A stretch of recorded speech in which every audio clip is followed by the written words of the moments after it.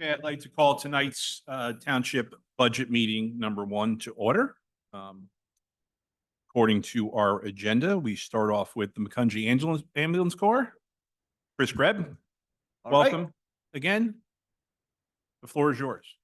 Thank you very much. Thank you again for allowing us to come here and present our request for budget for the 2025. This year, I have created a little PowerPoint here that kind of explains where we are, what we do, and where we hope to be going.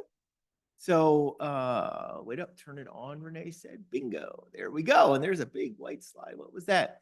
Our organization operates in 4 divisions, if you will. Clinical care, what you normally think of the ambulance, someone calls 911, we respond.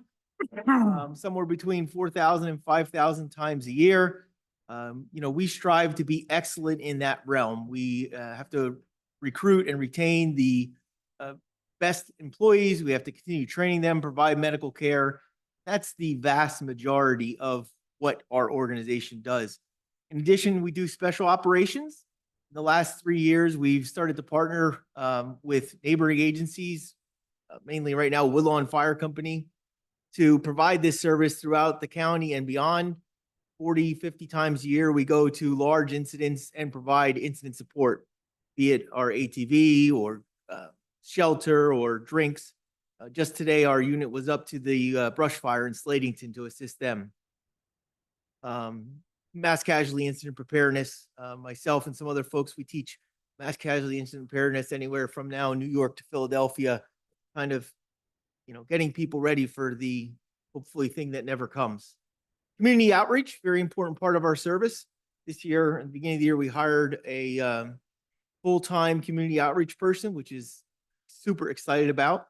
He does still work on the ambulance. However, he's the guy that comes out and checks your automatic defibrillators. We do about 50 of those every year. So he checks a quarter of them every quarter. We do them 4 times a year for everywhere. So CPR training for both us, the community, and other emergency responders, as well as he's really taken upon himself. He's been working over with the community center with doing some fall prevention stuff and some emergency preparedness type stuff for everybody. It's been absolutely excellent. And then, of course, administration. That's why I'm here today, because administration pays for it all, and of course, make sure that we remain compliant with applicable laws. Our industry is healthcare, so no doubt, many laws to be followed, and they change very frequently. So our operating budget is about 2.25 million. And the vast majority of it, like many service industries, is payroll and medical care for our employees. We have 15 full-time employees currently, and another 40 or so part-timers and a dozen or so volunteers, more or less. The actual supplies that we use on the ambulance and maintaining those supplies is not a huge part of the expense, but obviously without that, we wouldn't be able to do what we do. Keeping the vehicles running, this is not capital, but this is just gas and maintenance, is a huge part of our expense. Insurance, of course, keeping building, IT, all the facilities up and running is another pretty big chunk of our budget. And then administration, where the vast majority of that is actually the billing fees. So we bill for our services and we have to pay a company to do that. Up until 2 years ago, we did that billing in-house. Still cost money because we had more billing folks. One of our billers retired and we had to decide hire more internal or outsource it. We outsourced it. So the cost kind of washes out, but we did lose a little bit of that strength, the way that we really like to be able to know what's going on. So we're reevaluating that in the years to come and possibly bring that back in-house. Special operations, while we do it, it's not a big part of our budget, and we do get some donations towards it, so it's not a huge part of what we do. And then community outreach, same way. There's costs involved with that, but it's a very small percentage of our budget. So how do we pay for that? Vast majority of what we do, 80%, is income from calls. So billing insurance companies, billing patients. The thing about that is that so the vast majority of our income is variable. We have less calls, we have less income. The average income per trip sheet written, per call report written, is about $321. So While the ambulance bill is a lot bigger than that, a lot of people don't go to the hospital. A lot of times we just help people up off the floor or whatever, and they may not receive a bill for that. There's lots of things that go into that, but the take home point here is that our income, our biggest part of income is very variable based on our call volume. Our donation, our fund drive that goes out just about now, shameless plug, is a very big part of our income. So without that, we would be in a lot of trouble. And that also offers our subscribers, our donors, a benefit, whereas we can write off some of their copay, some of their deductible if they do have to use our service. We do bring in a little bit of money from the community outreach side of the world. We bring a little money of something that I can't see, Bruce, whatever that is right there or something. Other maybe, I don't know. Local government grants. So the folks, the amount that you folks give us and the other municipalities that we serve give us are, a pretty good chunk of our budget. And then other grants from other sources. There's a state grant every year. Some years this is bigger. Some years we get real lucky and do some other stuff, and some years nothing else. And then just miscellaneous other insurance stuff like that. Do we know what's up there, Ray? You know what's hidden behind the little sharing thing? Oh, donations. There you go, donations. Yeah, I knew there was something out there. We have a lot of good community partners that give us a nice little sliver of money. So what's interesting about this year, now I think you got to push the screen again. You give me the wrong spot. Click on it. Click. There we go. Oh, there it is. So what's interesting about this year is that this is the first year since I've been here. I've been here since 1998. So I started my little volume chart here in 99, that we have had something occur that really points out how important the support you folks offer us is. And I'm going to show you that here just through a little explanation, if you will, of our call volume. So 1998, when I started, it was 850 calls, and then 99 is the first one on there. And you can see this increase has been pretty continuous over the years. So it's a pretty straight line until the pandemic hit. The pandemic hit in 2020, and all of a sudden we saw significant growth. So looking at it like that real big doesn't look too big, but if I zoom in on that a little bit and just look since 2010, this is where we were up until 2020. And then if I add on after 2020, that's where we looked. So as we planned for this year, looking at last year's numbers, we planned on being somewhere around 5,500 emergency calls at the end of the year. For many reasons, some of which I still don't understand, we are actually going to end at 4,500 calls for the year. Our volume is way down, right back to where it would have been if those years of the pandemic didn't happen. I'd love to tell you I know exactly why. I mean, clearly, pandemic generated more ambulance calls, but it happened for 3 years, and then it just dropped right back to where we were before. It didn't knock down any nursing homes or anything. So it's really hard to figure out why this is happening. We've talked to some of our neighbors to see if they're seeing the same things, and they've seen pretty flat, but they didn't see the big increase we had. So why did we see a big increase and others didn't? It's also very hard to really look at one organization versus another. We talk a lot with Upper Saucon Ambulance. They had a huge increase in call volume. They also built the Good Shepherd Rehab Hospital down there, which is almost a call per day that place generates. So as you look at community growth, the type of facilities you have really has an impact on your emergency service. So what does this all have to do with budgeting? I budgeted for 5,500 calls. We're going to do 4,500 calls, 321 calls. That's a big chunk of money. I can't control that. You do not want me going out there and trying to generate more calls. That's just not good. That's not good business for ambulance, right?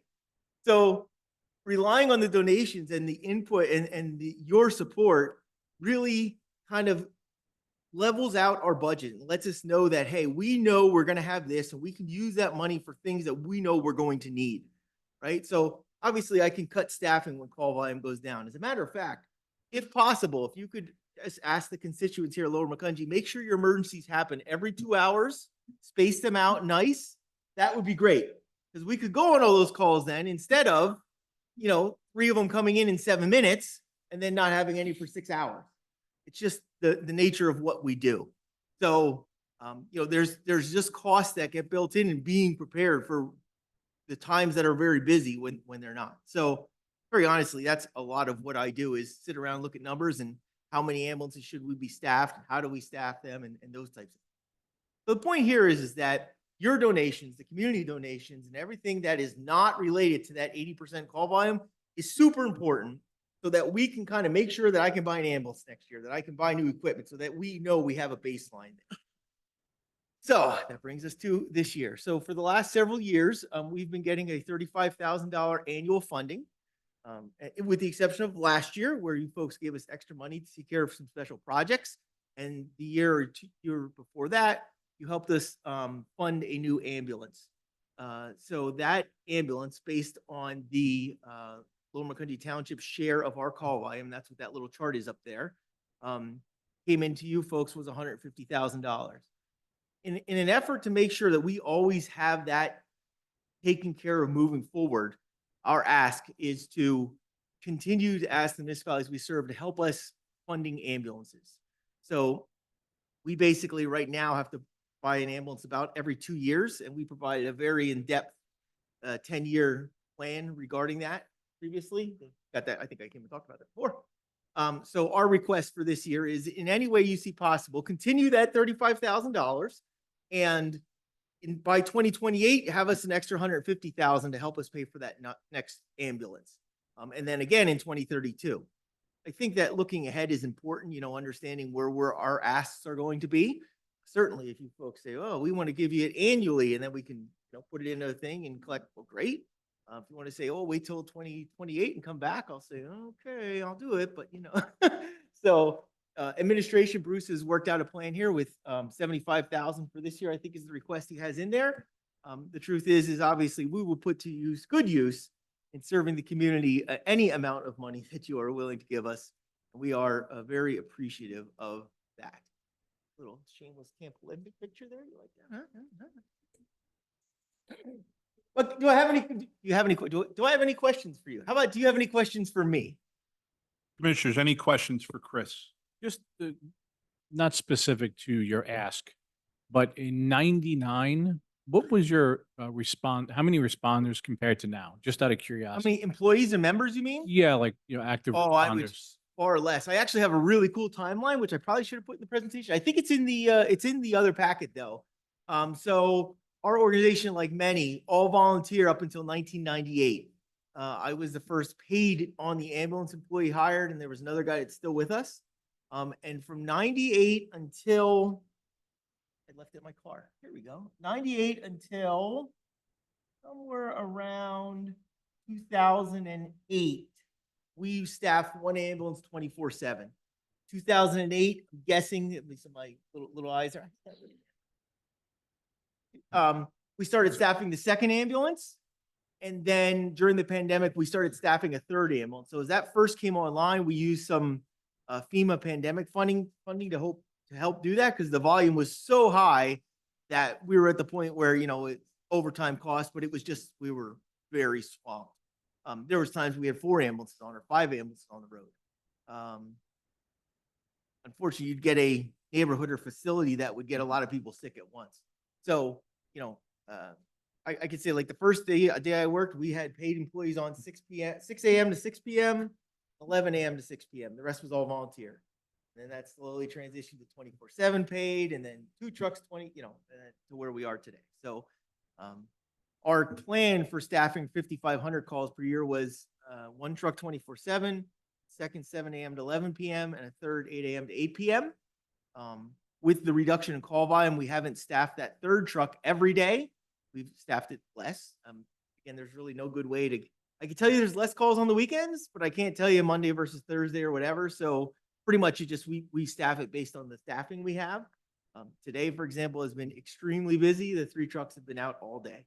That's why there wasn't an ambulance at the park, actually, because they were all on calls. Or anyway, but sorry, I don't tell short stories.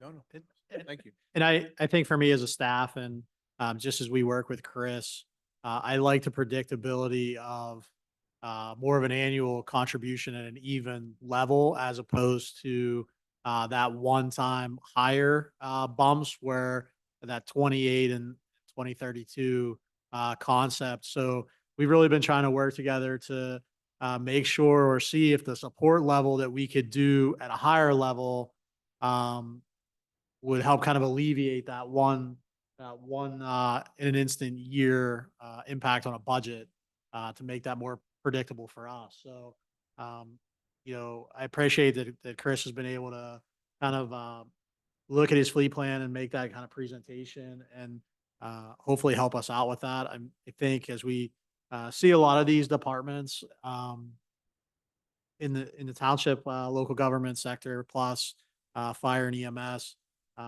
the future years potentially could be very financially impactful for us as a municipality and every municipality, I think, especially in the state. So, being proactive and trying to address this now is better than that worse alternative. So, don't want to have 4 ambulances going battle at one time, and we weren't able to support the service as the board feels we should. So.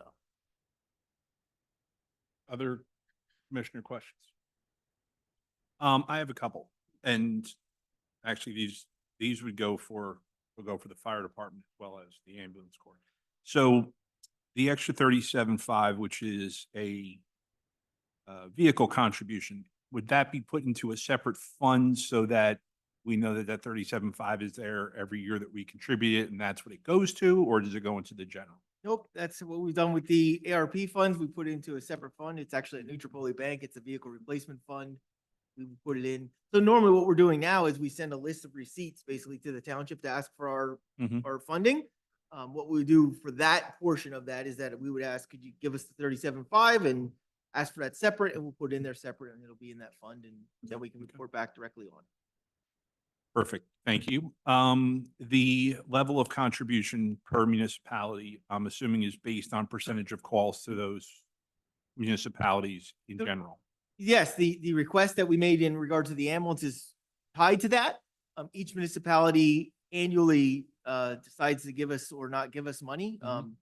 I can provide you a breakdown of what that is, but each one is giving us, it's not like 10% across the board, but it is kind of thing. I'm Sure. top of my head, yours is the most.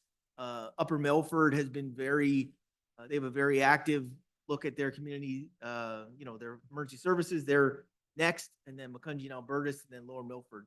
But they all seem to be open to this funding of the ambulance in different ways. So Upper Milford said, come back in 4 years, and Macungie said, hey, we're going to give you it every year. Same thing you're doing. Okay. That is perfect. If you can supply us with what you get from each municipality, that would be super, super helpful, Yep. in planning future, our future commitment. Now, we're always going to be highly committed to our emergency services because it's very important.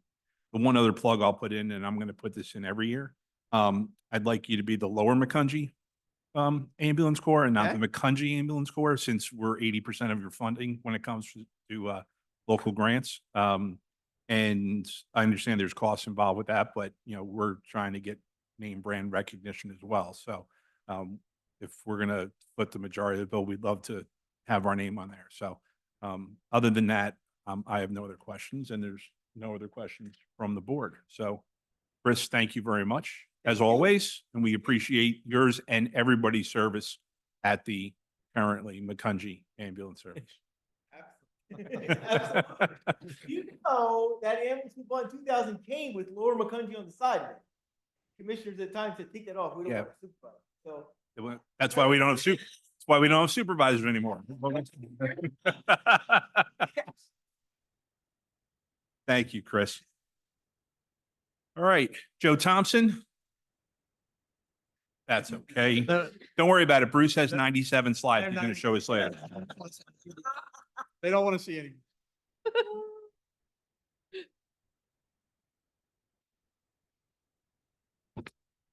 So I also, this year had an increase in what we were asking for. Part of that increase is to justify money that's coming over from the agreement with Macungie. And then we've also seen increases in our utility station maintenance and also our truck repairs. So just trying to expand what we can capture back for those services. So including what you guys already figure in for the Brandywine station. And then the increase in incentive, it comes to 275. We did, last year, Bruce saved me because my work sent me out of state. This year, I almost didn't get out of work on time again. The year before, I had talked about how we were looking at adjusting our incentive program so that we could increase manpower during times that we thought we had problems with manpower. So we've tweaked our incentive program, and we've seen an increase in turnout based on that. So the incentive fund will get eaten up, but it keeps us from having to, at this point, explore doing paid staffing. Pretty pleased with.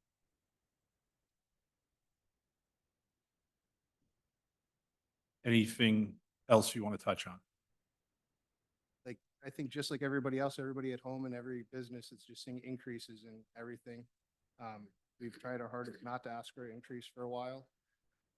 Unfortunately, it's come together, but Sure. thankfully we were able to come up with some offset with Macungie helping to support the tax. Bruce, comments? I was Staff. just gonna say, we have been working together to try to make sure that those additional Macungie dollars, the $90,000 range in that, to make sure we were able to kind of break that up and support on that side of it, as well as cover some of those basic costs for the township with the workers' comp expense and things. So fire department has been very receptive to making sure that we're able to support them the right way. So those discussions continue to be ongoing, and hopefully we're on target with, like Joe said, the incentive program plus where those expenses are. We're working for maybe some long-term planning, especially Brandywine Station, since the township owns that. Do we have anything that might be coming up? Larger capital maintenance, HVAC, things for interior finishing that might have to be, painted, carpet changes, those type of upgrades, because that facility is 15 years old now at this point. So we're starting to have conversations about where are we in the next 5, 10, 15 on that building, and what that impact may be too, to keep that station operational. So, we're hopeful that between that and then we're looking at apparatus replacement. That's important on our end. I did just receive, part of their entire fleet plus the township part that we maintain and purchase. How can we look to make sure, with the staggering cost of fire apparatus now at this point, the department, and thank goodness financially, is able to run extremely efficiently. So we aren't caught as, the ladder truck that we purchased for $1.6 million is now, pushing 2.7, 2.8, and those millions of dollars that we've seen in the last 4 or 5 years. Same with the tanker that was 770,000 in a neighboring municipality, just signed for the same thing for about $1.6 million.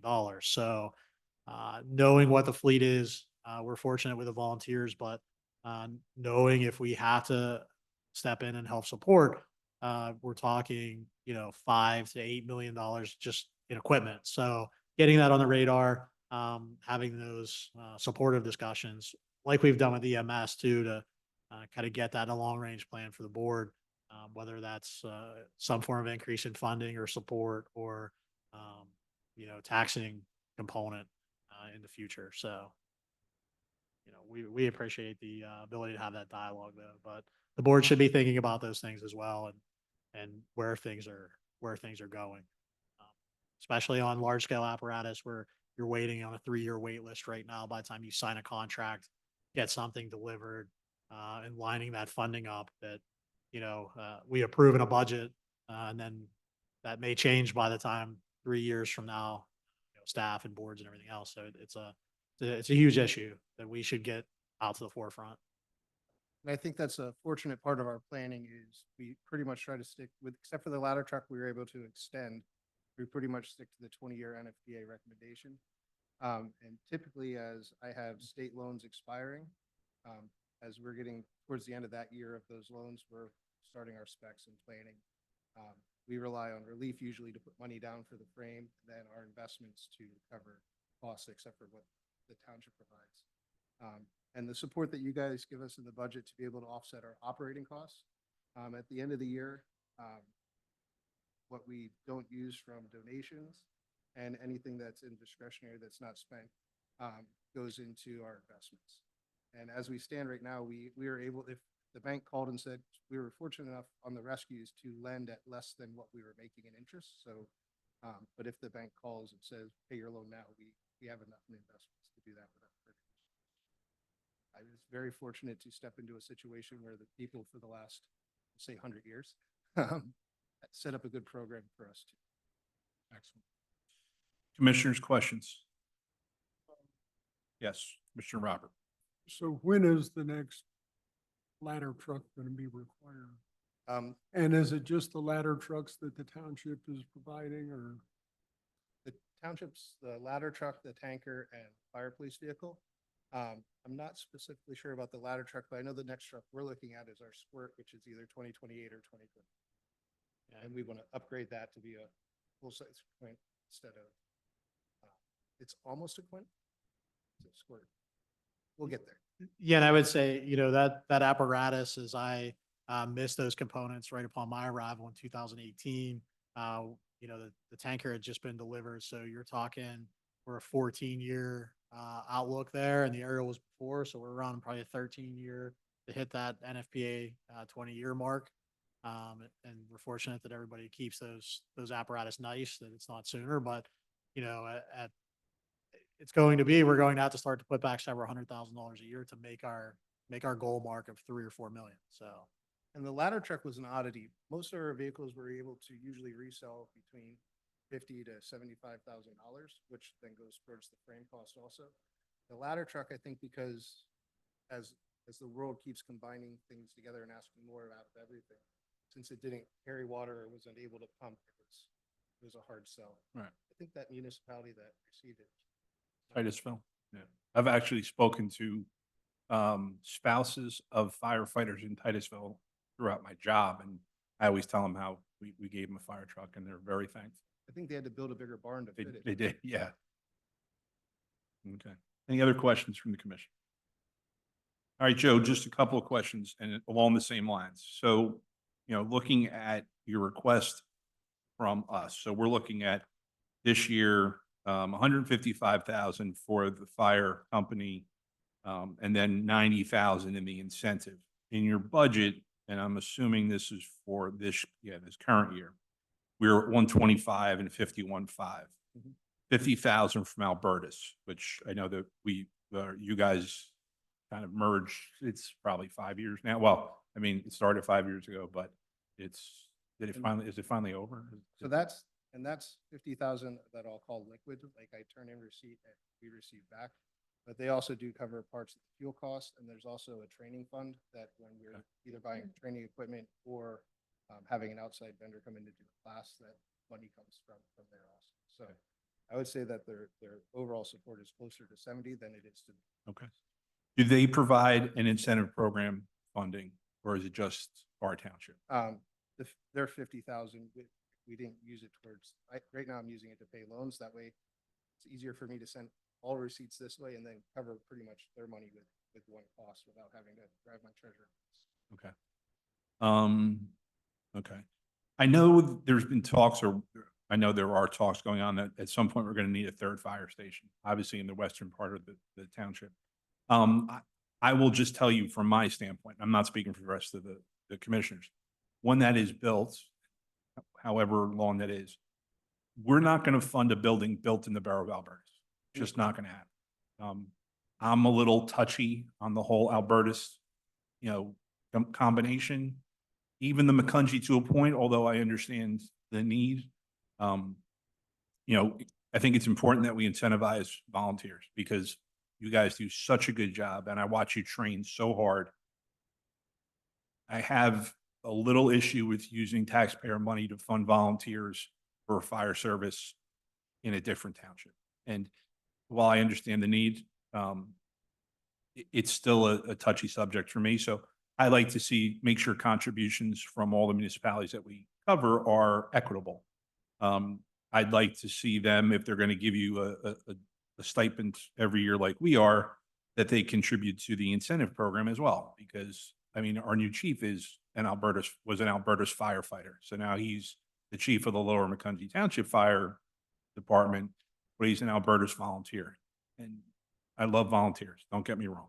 I'm a volunteer myself in a lot of ways, almost in this job, but not completely. Technically, we're semi-pro.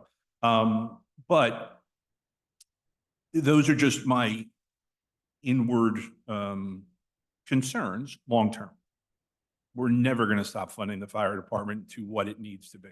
One request I would have, and actually it's us because it's not even the fire department, need a bigger flagpole at Brandywine. That flagpole is tiny and it looks like, I feel like I'm looking at a Lego playset. It's barely taller than the building. I don't think it is taller. So Bruce, get on that, would you please? All right, we can fix that. So in the last year, I've had to do more of this at work. I've started to realize I need to write things down as people go. Yep. Because I almost started to forget the first thing I wanted to say.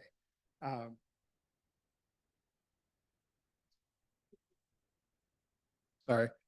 So with the Albertus, with like the incentive program, prior to merging with us, I believe their call volume was somewhere around 100, which most of that was providing grit service to other municipalities and running some Band-Aid calls and stuff. A large portion of their call volume is actually covering Lower Macungie Township. So as far as tax dollars serving people that are providing the money, like that is headed in the right direction. Also not included in the budget is they have a fire tax. They wanted to provide that yearly. I'd rather it stay in the coffers and when I have a request that is worth the withdrawal. So the money is there available for us when we need a certain piece of equipment. And I didn't budget for it this year. I can use that to come over. I would say per capita, what they're providing is a far greater amount than what we receive from here. And I'm not saying that you guys don't provide enough. Sure. But I would say that there's an equitable share coming from them to coming over here, which was part of the reason why when we were looking for the provide what Macungie was going to provide was this smaller borough is doing this. Right. We didn't want them to slip under what Albertus was. So. No, and that's great. And that's all we asked for. Yeah. And a lot of it's a transparency issue. Yeah. I might understand it. You may understand it. Unfortunately, the public at large doesn't because they don't know the details and they don't look. They think we're paid firefighters also. Absolutely. Absolutely. I get the question all the time, what it took so long to get there. The firehouse is right there. And I explained to them, nobody's in the firehouse all day long. It's not like they live there. It's just from a transparency issue to make sure we understand that the residents understand that it is equitable when it comes to those things. And then as far as being from Albertus and being the chief, like his schedule is like the beautiful thing of the fire service is we all work different schedules. There's a large portion of the times where he's the primary chief that's around during the day anyways, or, so as far as the service that we're getting from, there's no drop in. I have no complaints. Listen, Dave was great for the 20 years he was there. I'm sure the new chief will be just as good. That's the whole reason why I'm growing this. Right. As long, it's just, we want to make sure everything is equitable. That's all. Listen, I'm thrilled that we have the kind of involvement we do from the residents of Albertus in the fire department. Prior to the merger, I was actually considering moving out there, and then the merger happened. I'm like, it's pointless. So. Okay. I don't have any other questions. Are there any other commissioners? All right, Joe, thank you very much. We're now going to take a 40-minute recess to prepare for Bruce's presentation. Did the coffee get here yet? Have we gotten that? Thanks, guys. Good night, guys. Thanks for everything. Oh, come on. Come on. Run out. All right, ladies, gentlemen, appreciate it. I'll be as brief or as detailed as you would like. We do just have kind of an overview of where we are, what we're looking at. Please, as usual, if there's questions, let me know. Just kind of jump in. Wanted to touch on some of the various funds tonight, general fund, We'll talk solid waste, debt services fund, liquid fuels fund. And we'll see how far we get today. So, just kind of jump in where we are, the 2025 budget. You'll see, in the general fund, a $14 million spending plan, with a difference of negative $887,000 that will be required for fund balance to balance this budget. We'll talk a little more in detail about why that's necessary, and what we're seeing and how we're going to trend that. The solid waste fund, the public may not be aware, last year, at budget time for 2024, knowing the significance of the trash increases and change in contract, the township did set up a solid waste fund. That is Fund 04. We anticipate that that will be about $5.564 million budget item. This includes our solid waste as well as our yard waste operations, and curbside yard waste collection, as well as leaf collection, contracted leaf collection that the residents receive. And that annual trash bill, as we remember at our lengthy discussions, went from a $360 rate to $556, $139 a quarter. So once again, we'll talk about all these in detail as we move on. The sewer fund, $5,442,000 of revenues, $5,499,800 of expenditures, a difference of negative $57,200. We are not proposing a rate increase for 2025. We'll talk about that as well and the need for that future rate increase.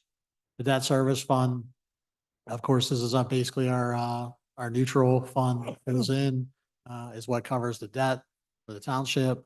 $2,121,400 revenue and expenditures. And this fund is supported with transfers from both the capital budget and the open space fund. So continuing the capital projects fund, or as we call it, 30 fund, $2,575,000 in revenue, $3,819,700 in expenditures, for a difference of $1,244,700.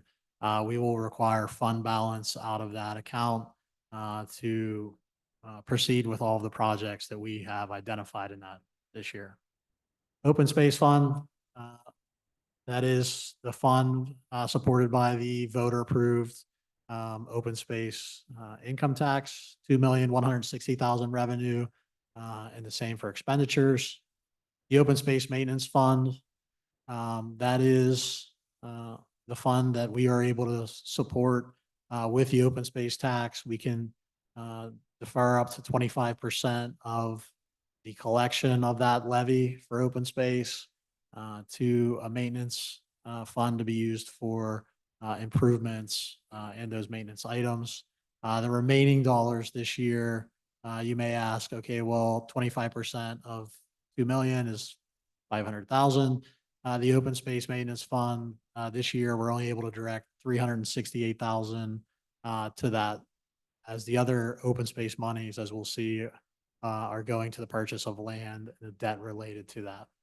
The liquid fuels fund, $1,030,000 revenue, $1,090,000 in expenditures, difference of negative $59,500. We'll need that component of fund balance to make that budget revenue neutral. So this $14 million spending plan, we'll talk about general fund specifically now. It's an increase from prior years by about $1,350,000.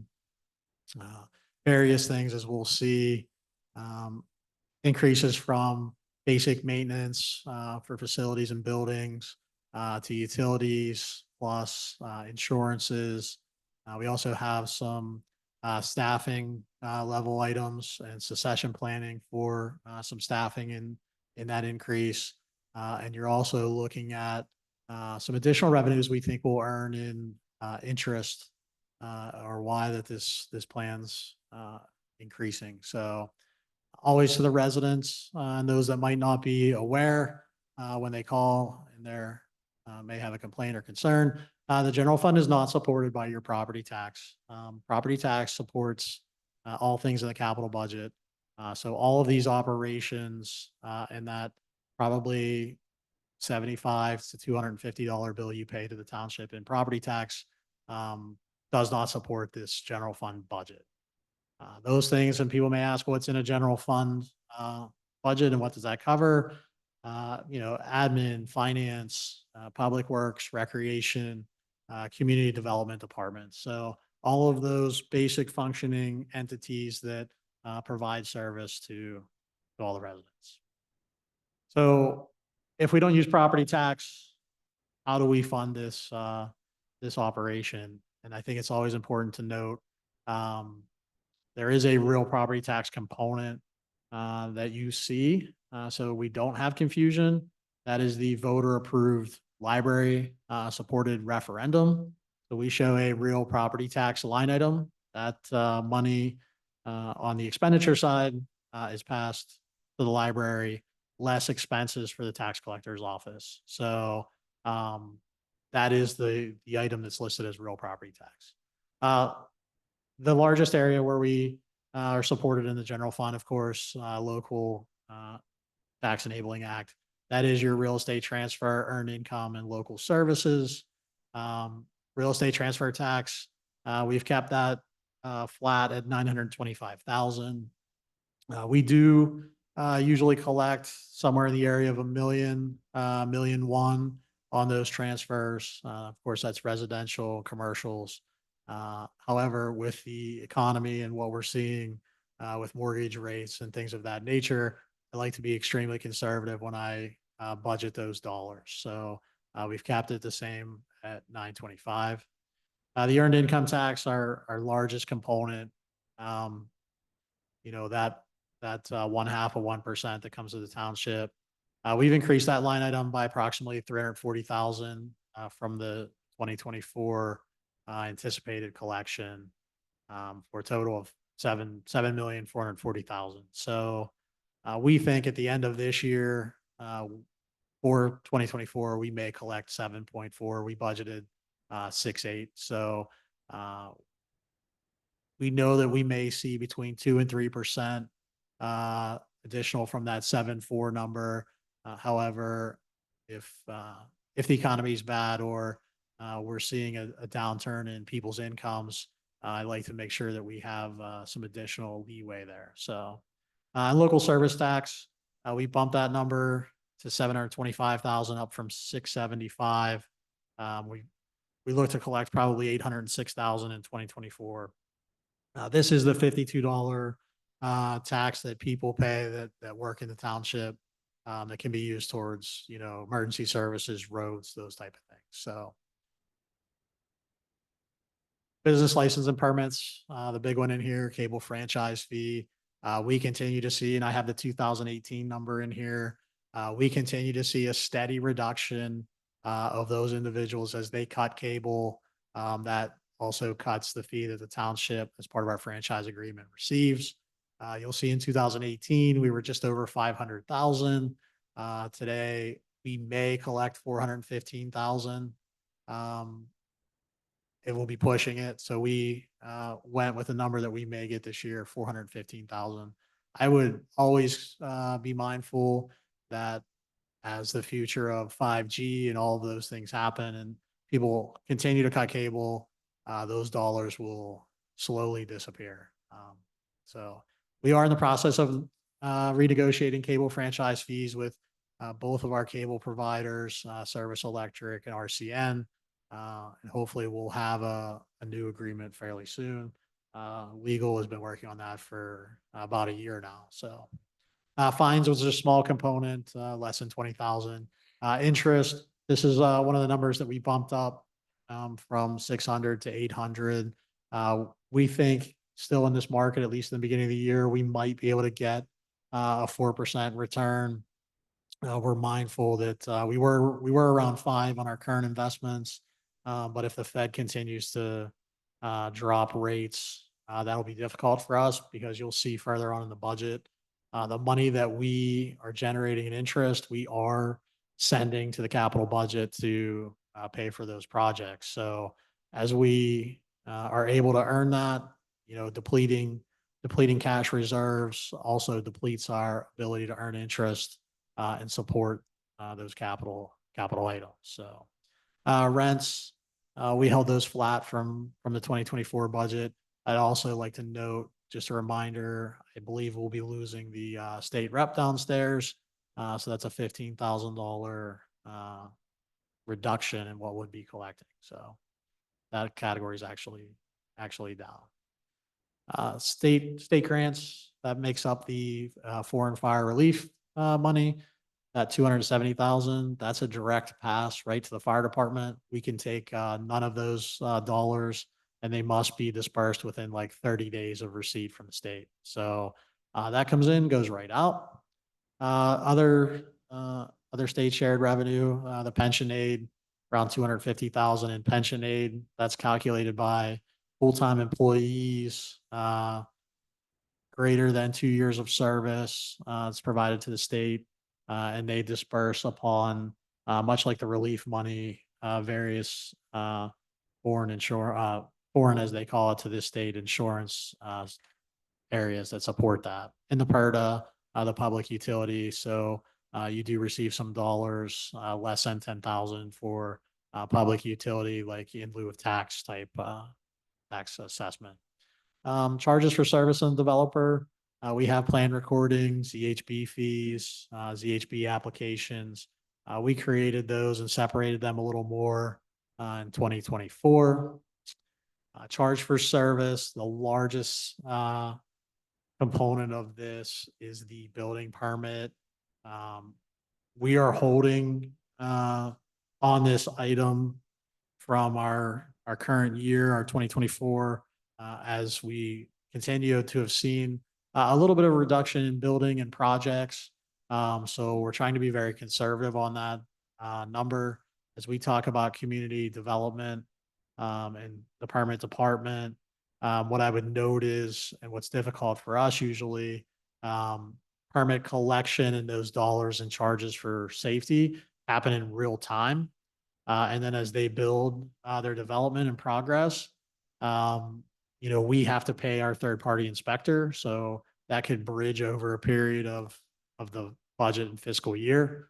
So it may look like we're now receiving or gaining in 1 year, but then we need to remember that we have costs on the back end to actually finish that project. So always want to make sure we're mindful there. Culture and recreation, all of those things with programming, swimming pool fees, reimbursements and other, the special assessment, which is the street light tax. We're around 300,000 in collections on that component. And then this big one, of course, the reserve transfer.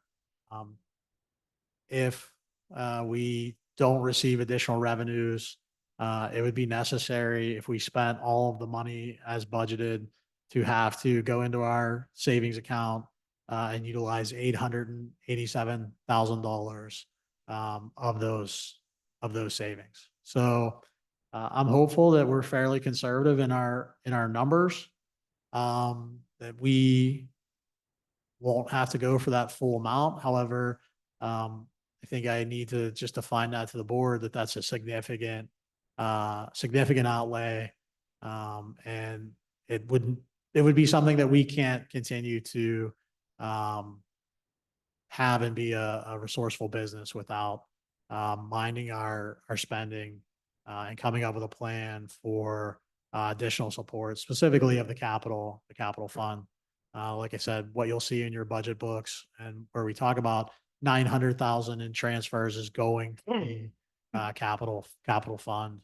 Without that, your budget would be even and revenues would match expenditures. So, and we've called that out, increase in capital projects fund.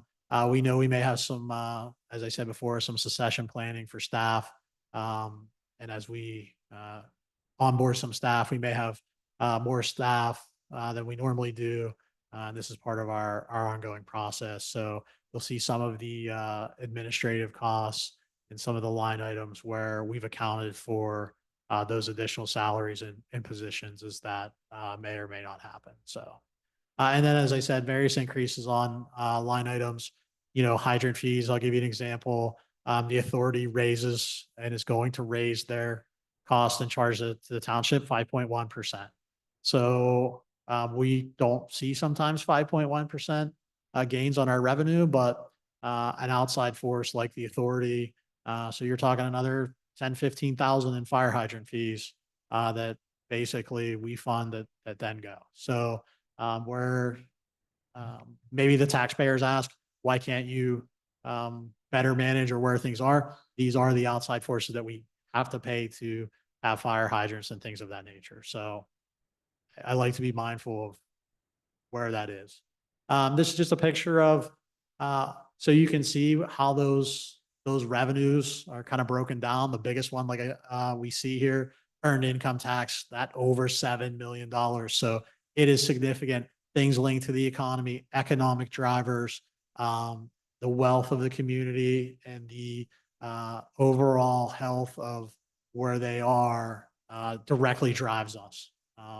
This isn't like some municipalities in other states or other places where a property tax drives the budget and earned income tax is supplementary.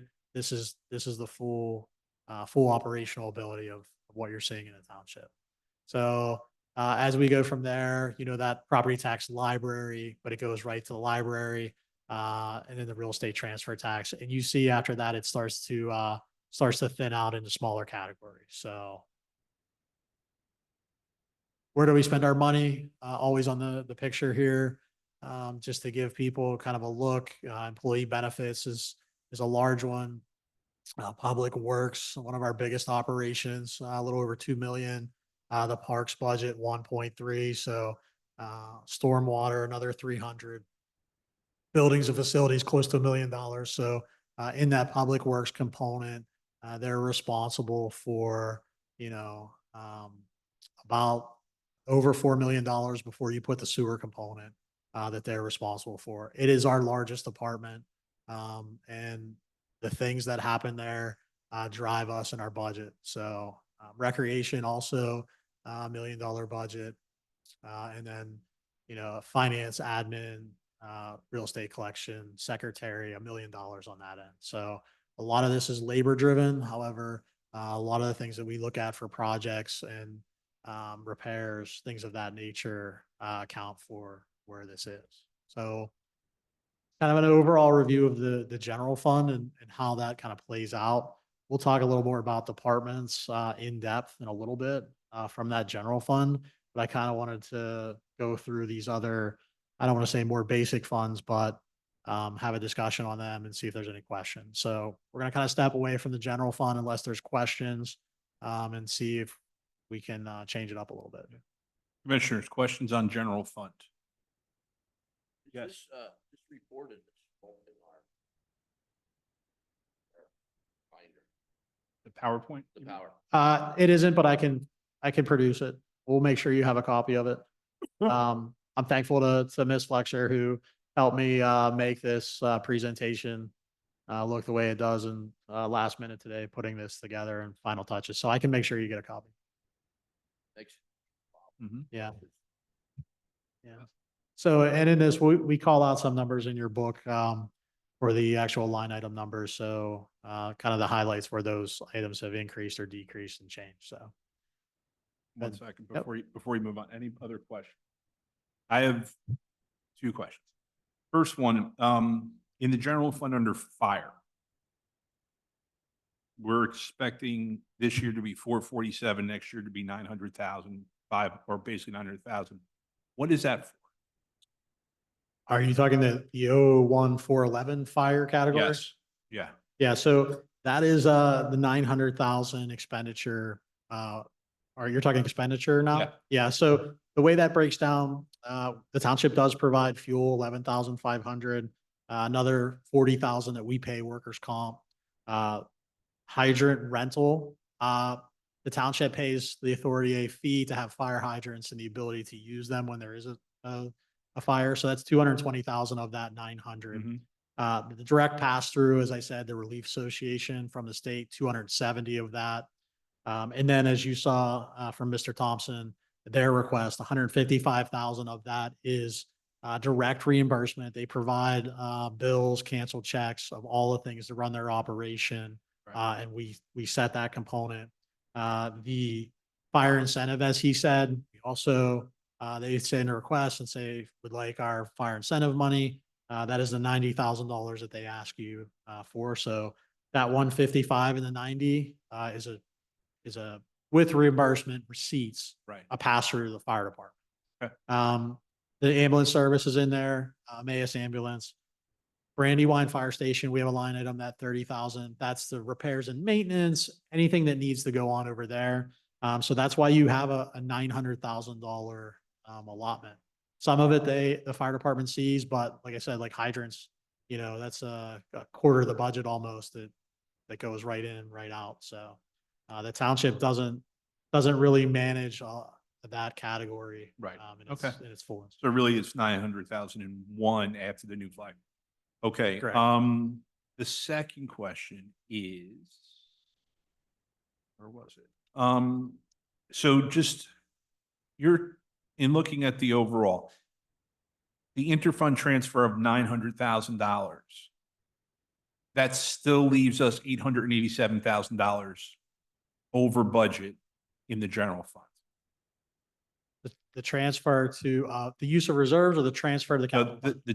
The interfund transfer that's in there for $900,000. Right. So that is the money that it's going to take to accomplish the capital projects as presented. Mhm. So if you that didn't goes down- fund that, you would be an even budget. Okay, Because that is kicking that component into making us Yes, spend more than makes we're it bringing. in. unbalanced. Okay. Correct.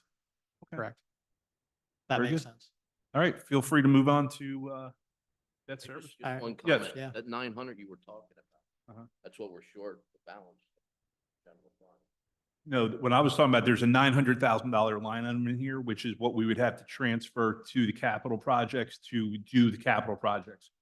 If we did that, then the general fund would be short $887,000. If we didn't do the $900,000 in capital projects, then the general fund would be balanced. That's Right, just what, so yeah. As presented, it's short 9, Yes, as presented, short Right. 887. approximately. Correct. Correct. All right, good. Anything else? All right, debt service fund, as we said, this is the general fund to use to repay back the township related debt.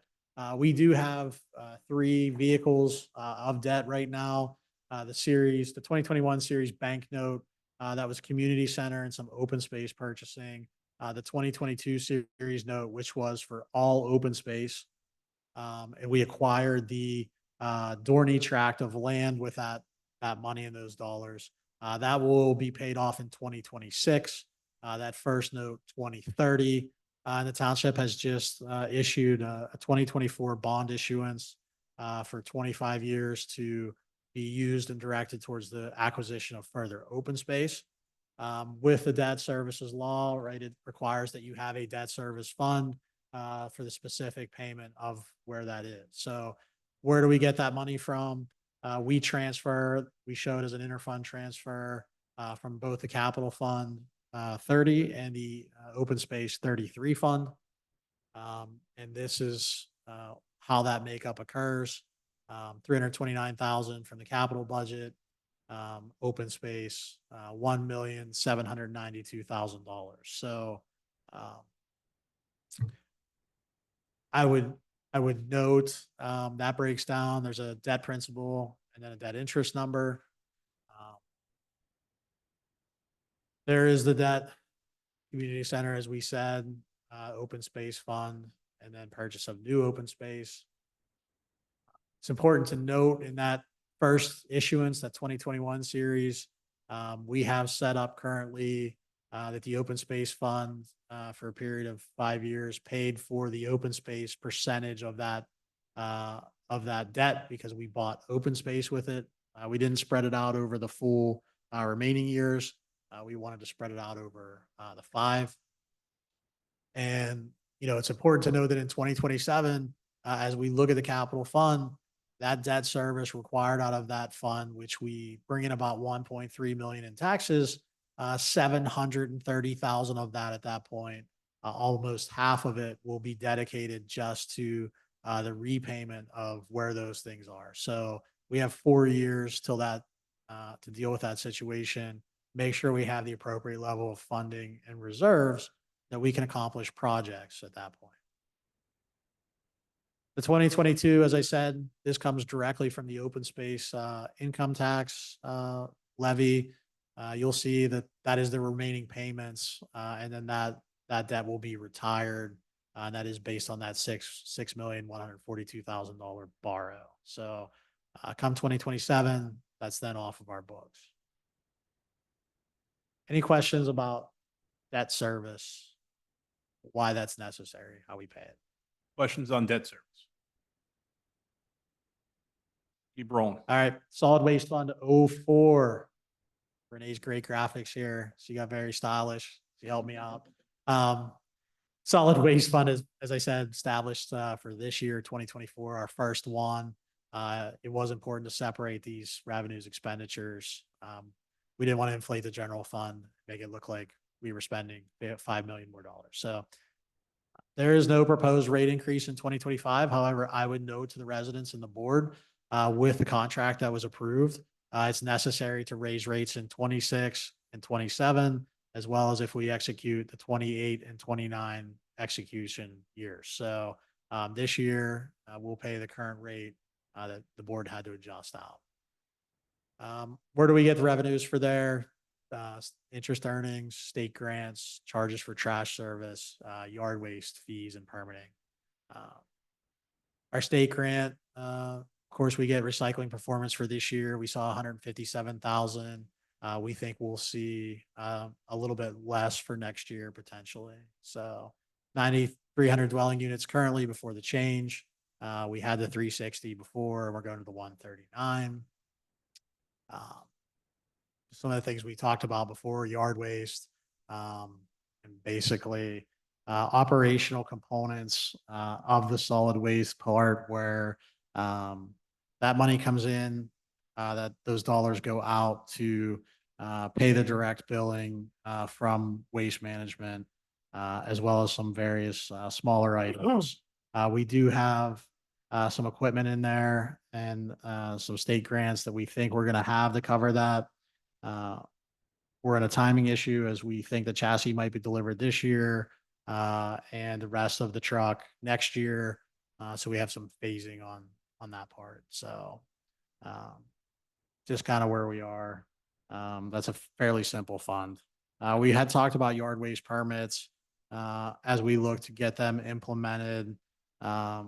Instead of our fee that we thought would be 50 or 75, we're going to try to get 2,000 permits issued and then do a potential administration fee of like $10 just to pay for the card and a little bit of the time. So we didn't account for anything major on that side of it. So unless there's questions on that side, it's pretty basic. Questions on solid waste? Roll on. All right, let's talk open space fund. As we said, that is the Fund 33. We created it in 2022 as a result of that open space EIT. Estimated to generate $2,106,000. We think we'll collect more than that this year. However, I like to be conservative with that. And of course, the fund, as per law, related for the acquisition, purchase, maintenance, and improvement of open space. So there is that earned income tax. We think the collection will be a little higher, maybe 2.3. We're still trending a little bit lower than that, but I'm hopeful of that number by the end of the year. So we had just budgeted just over 2 million this year. So what are those expenditures? As we said, the bulk of that goes to the debt service fund, $1,792,000. We will see no increase in fund balance on that fund. Now in the future, we should, once that debt rolls off in 2027. So we think after this year, we'll have, or next year, 976,000 in there that's available for use for purchase of land, not for improving and things of that nature. So currently we're around 1.29 million that we think that we have in fund balance. We know we have in fund balance, but we think it's going to take some of that revenue or some of those monies to acquire a piece of property that the township is looking to find for open space. So that's why that number will be reduced. So out of the open space fund, to segregate monies for open space maintenance, we have what we call Fund 33, which is the open space maintenance fund. In your binder, they're actually together, one page with each other. And as we said, you can take and direct 25% of open space levies to that fund for maintenance. All we have available after the debt service is 368,000 for 2025. And our capital project that we're looking to fund out of that, as we display, is what potential upgrades we can get done at the Kratzer Farm Park with the parking lot and the pathway for those dollars. We don't know if we'll be able to accomplish the entire project, but we would know that it's important that we get started. We anticipate that fund carries no fund balance. The projects that we engaged in this year, including tennis courts at Wild Cherry, a lighting project for Hills of Lockridge, that's gonna use up the entire 500,000 that was budgeted this year. So it's not like we're carrying additional dollars in there. So that's why the Kratzer Farm side is capped at that amount. Good. Any questions on open space maintenance fund?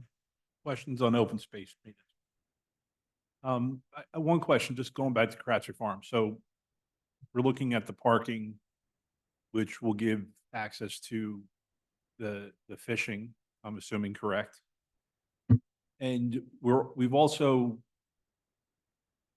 or we have, or we're going to be creating possibly a walking path mode, not paved or anything like that, that will be able to be utilized as well. That's actually in and has been In now. Yeah, Okay. they've been making progress on that. They're doing some seeding and It's in there, it's planted. Okay. Good. So it connects, goes from the barn around the entire pond and up to that road that connects with Bogey. Yep. So it basically allows from the development till they get to the pond and then. Okay. Excuse me? No, the farmer, they basically staked out the farmer. We gave him, took that area out of the farming area so that we left it go for us, then put this project in, so he knows. Okay. It's basically going to be similar to Camp Olympic, with how they have the grass running Mhm. track around Camp Olympic. We're trying to work on the same thing at Kratzer. I did walk that thing Did you? and it took off, but because of the lack of rain, Mm-hmm. really Yeah. took a hit. But people are using. Good. Okay, moving on, Bruce.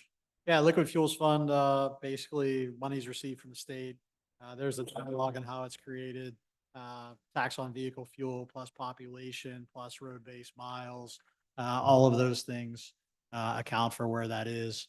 Like I said, population, our current census, recognized road miles, that 125.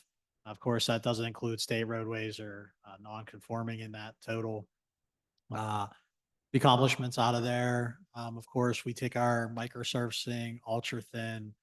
This year we did street paving of Sauerkraut Lane Extension, as well as over in Clearview.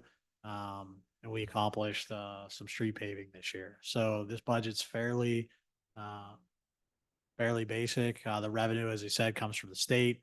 You'll see how it's trended since 2019. we're factoring another decrease, potentially because the state notifies us of what may be in the pool, 962,500. I put the, asterisk disclaimer on there. Usually that estimate is lower than what we, receive in a disbursement.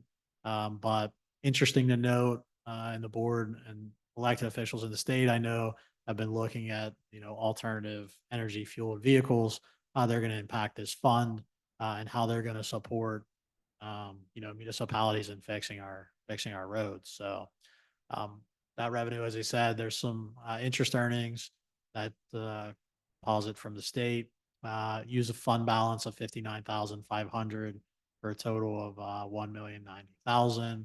Our starting year overall fund balance this year was, $1,261,681. So, what do we take out of there? What do we use this money for? Of course, winter maintenance is one of our big items. So salt, anti-skid, 190,000, in that allotment, keeps us going there. We have no vehicles in and no capital projects. Construction, however, we have, road projects.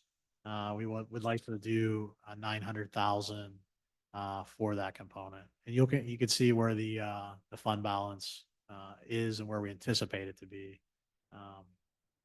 when we start out. So our road resurfacing program, as I said, about 900,000. That's down from our 24 budget, 987,150. That's where we are on liquid fuels, unless there's any questions on that end. Questions on liquid fuels? Yes. The, liquid fuels, is the bridges part of it? The bridges are not part of that. When you engage in the liquid fuel side for bridges, not that our bridges don't meet, engineering standards and safety standards. Once you turn a bridge over to the liquid fuel side, you are talking all of the PennDOT, parameters. So it takes you about 2 to 4 years to get them to approve your design, and then have to, engineer to PennDOT standards, and those additional costs. So we don't cover bridges in our liquid fuels fund. Okay. Press forward. All right, we're gonna roll in back to kind of the general fund. Like I said, we took a break, hit those other funds and got them out of the way. We do have the rec team here. Feel free to jump in anytime. Don't let me steal your thunder on recreation. Just kind of the general overview where the department is. Director of recreation, assistant director, they're both here this evening. Our 2 full-time staff, part-time attendants, administrative, summer playground counselors. Those all vary, throughout the year. Highlights of what the department does, make sure I don't miss any. You guys can jump in. Look to provide, LMYA, our youth association, with, over $200,000 in field usage, for the year. Provide, 24,000 worth of gym usage, for the kids to be able to utilize that. I looked and helped the school district out with, about $1,500 in field usage, that we provided. And then, our programming year to date, we are trending an increase, of about 17,000 from prior year. So programming has been emerging, in the department. Seems to be strong and on the right direction. So. Now, as we look at the budget part, where this correlates, the slideshow that we call out some budget numbers, in their line item categories. When you look through here, the first one, kind of an increase in potential revenue for, the playground program, increasing, fees, as well as, we're hopeful, I think, that we might see an increase in participants. We saw, I think about 30 more kids from the last year. And we're hopeful that continues out, kind of, build on that number. Gym rentals. Good. Oh, I was just gonna say, we're expanding our playground program next year by adding a 4th site. So, What is the fourth site? Church Lane. And we had multiple sites before years ago, right? And then We we, used to have 5. yeah. We had 3, then we had increased up to 5. We reduced as our numbers, had gone down, but this year we were up at 291 children. And I think last year we were at 247, so Okay, good. trying to expand a little and spread them out a little bit because some of the parks, like Hills at Lockridge, the pavilion isn't really big enough for 100 children there. Mhm. So spread them out a little bit. Okay. Camp Olympic one. No. We have it at East Texas, Wild Cherry, and the Hills at Lockridge. And we'll add Church Lane. And then once we get the playground in at Quarry, would we go back there again at some point? Because it'll be a bigger, I would say more usable playground area. Yeah, we did talk about that. We kind of got away from that because of all the construction that was going on out there. And we thought about it for next year, but we weren't sure if the playground would be complete at Right. the time. So possibly. Okay. That's good. Uh, Before you go on real Yeah. quick, I asked Bruce this question earlier.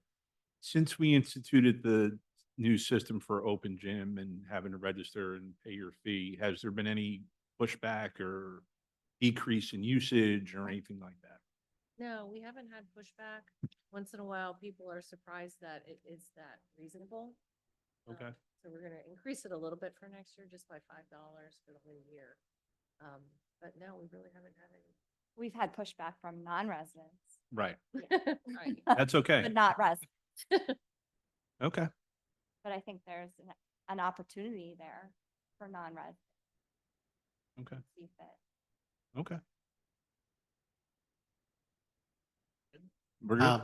Yeah, so gym rental, we look to maybe decrease that a little bit. I don't think we're going to hit our number this year that we had budgeted. So we think more realistic is to kind of tone back a little bit and see as we expand programming there if we can get close to that number. So we revised that one down at that point.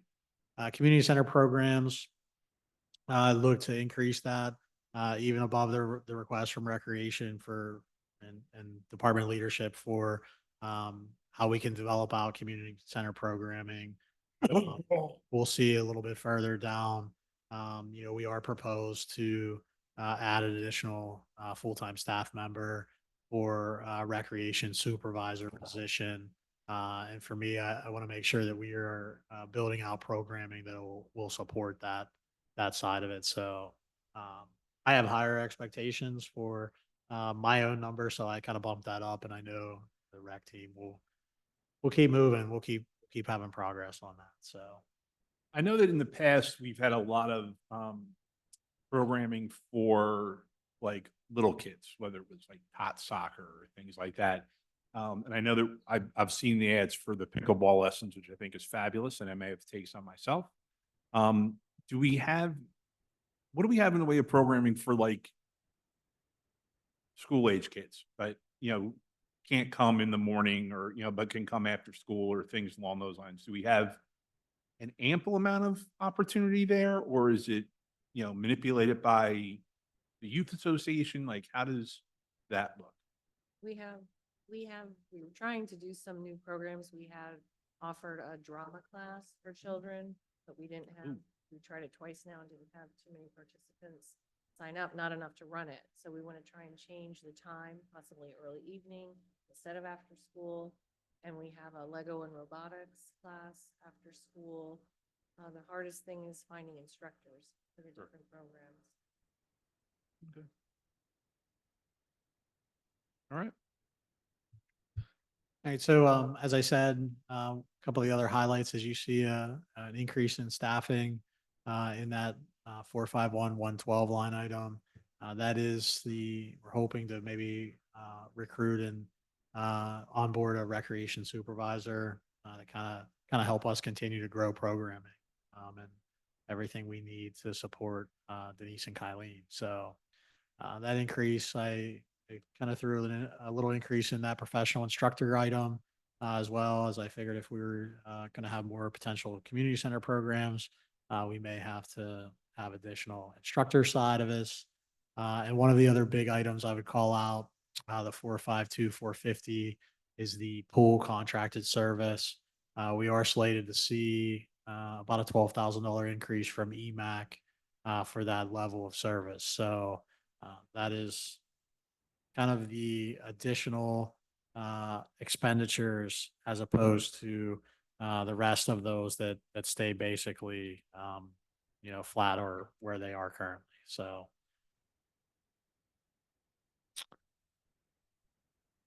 Wow, that's a great picture. what did the department accomplish and where are they this year, right? Continue to expand that youth programming, working on the holiday tree lighting event, the Christmas tree ceremony, another successful community day, of course, 12th annual pajama program, cell phones for soldiers, 17th annual troop support, the craft show, which is expanding into the second gymnasium this year. We're excited about that. And as we talked about with the memberships, we've seen 3,723 swiped visitors that have come into the complex there to take part in things. 425 class sessions over various categories, 1,207 participants for those classes. And that summer playground registration, as Denise said, up from 247 to 291. Some big items for the department as well, and different than where they've been, right? Coordinated that first major park renovation with Stan and Jason and the facilities crew and parks crew for building that out at Spring Ridge and Farmington. From taking those projects all the way from concept to, as we saw this evening, to delivering a finished product and managing that team and expectations. That's a kind of a transition from where we've been and taking a more active role in that. So working to identify those long-term park replacement projects. As we said, Quarry Park slated for next year. You'll see it in the capital budget. East Texas is already in design phase for concept. And then Wild Cherry is next on our list. And I think you guys have two more for the next 2 years after that. We talked about Prater for 2028 and Brookfield. Yeah, so they're already planning on a 5-year plan on where we are. So we're ready to kind of get that pinned down. So, and then also those other projects that we've seen, like I said, between facilities and Stan and Jason and Kylene and Denise, everything that's happening, the Wild Cherry tennis court, the pickleball courts here, those playgrounds, the lighting project at Hills of Lockridge tennis courts, the lighting project that is coming online back here, making progress on larger projects this year. It's been a heavy lift. So One question going back to the playgrounds, which both are fabulous and I think been very well received by the community. With the additional 2 there, plus those 3 and the 2 we've opened, that's 7. We've talked in the past about taking our 27 that we have now eventually down to about 9. Are we still operating under that plan moving forward, or have we altered that at all? yeah, I think we're still in that range. I think it might be 10 by the time it's done, but I think the key ones that we're identifying here have been part of that plan and that long-term goal to get those larger areas, especially Quarry being one. We know Wild Cherry is a heavy use, and that's in the kind of the central zone that we looked at.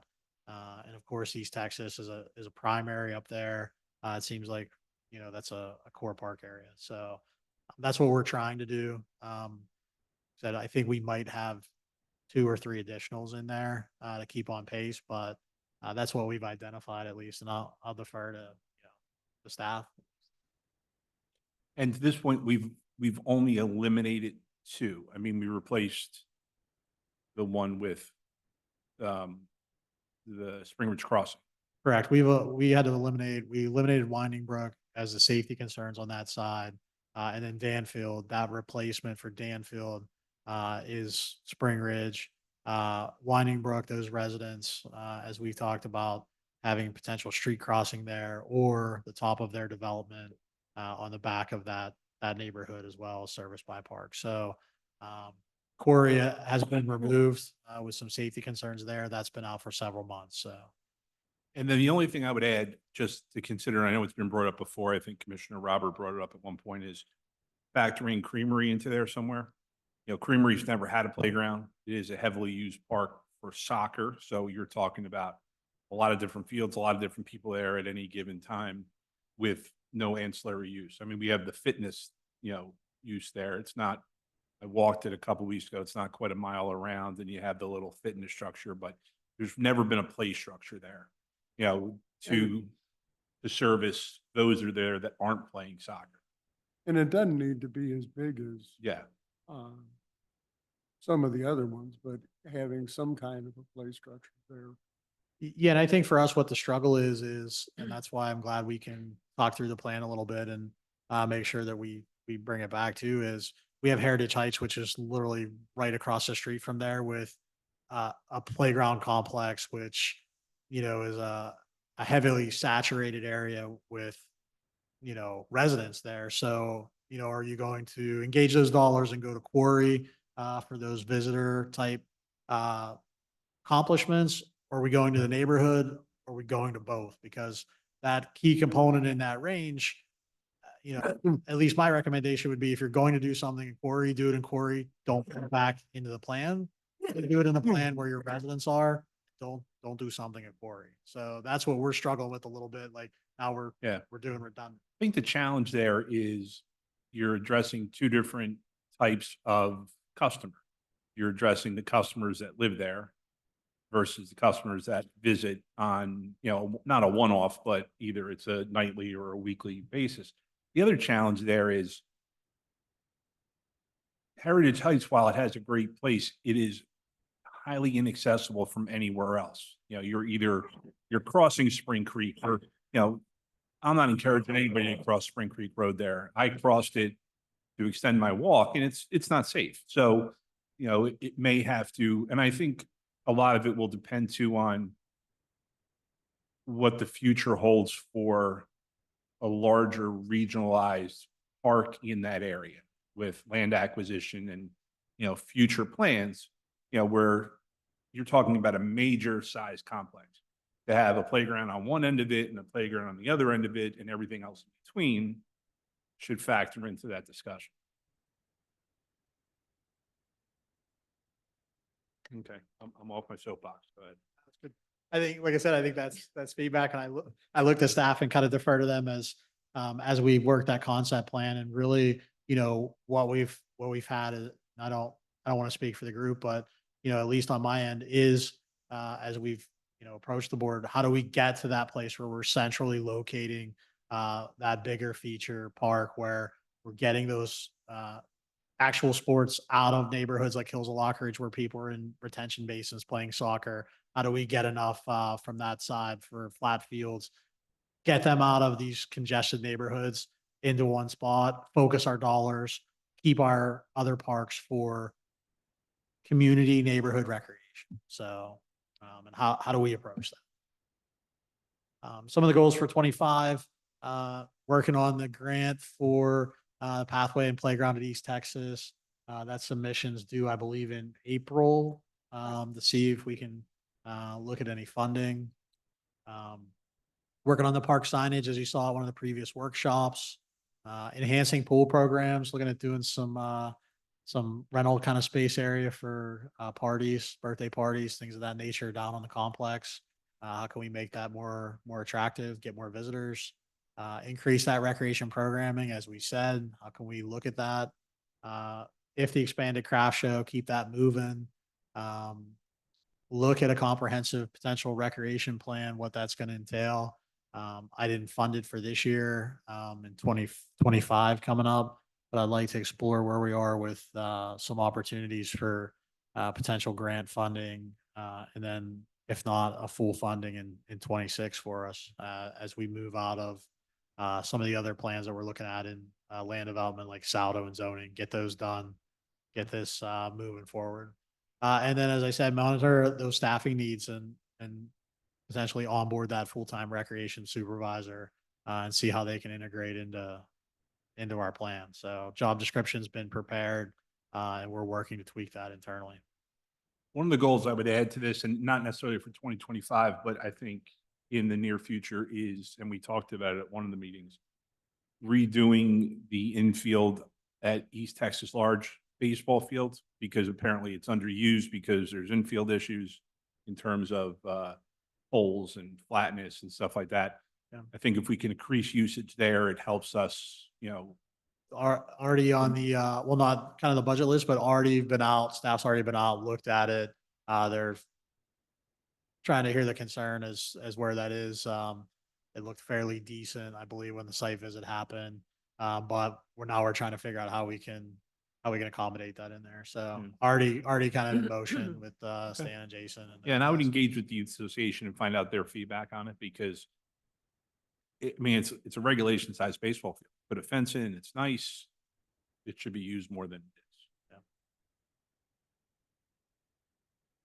Little field at East Texas, that's barely. Yeah, that's in pretty sad shape. That Needs field. work. A lot of work. Used to be used all the time. I mean, my kids started playing baseball there. I think what issue there is lack of parking. Mm-hmm. Yeah, you're parking at the post office. Let's talk a little bit of about revenue and how revenue is collected for recreation. All those things that we said: swimming pool fees, playground program, rental facility, receipts, library reimbursables in that category, programming, garden plots, field use fees, and I would call out what we've seen so far in kind of our aggressive management of things like field use, where we're already up above levels. I think above 10,000 already, when we normally collect about 3. So staff is really driving on getting that collected. As we said, programming already above on programming than where we were before. So we're seeing that kind of push to have emerging things. So just kind of in a chart how it looks.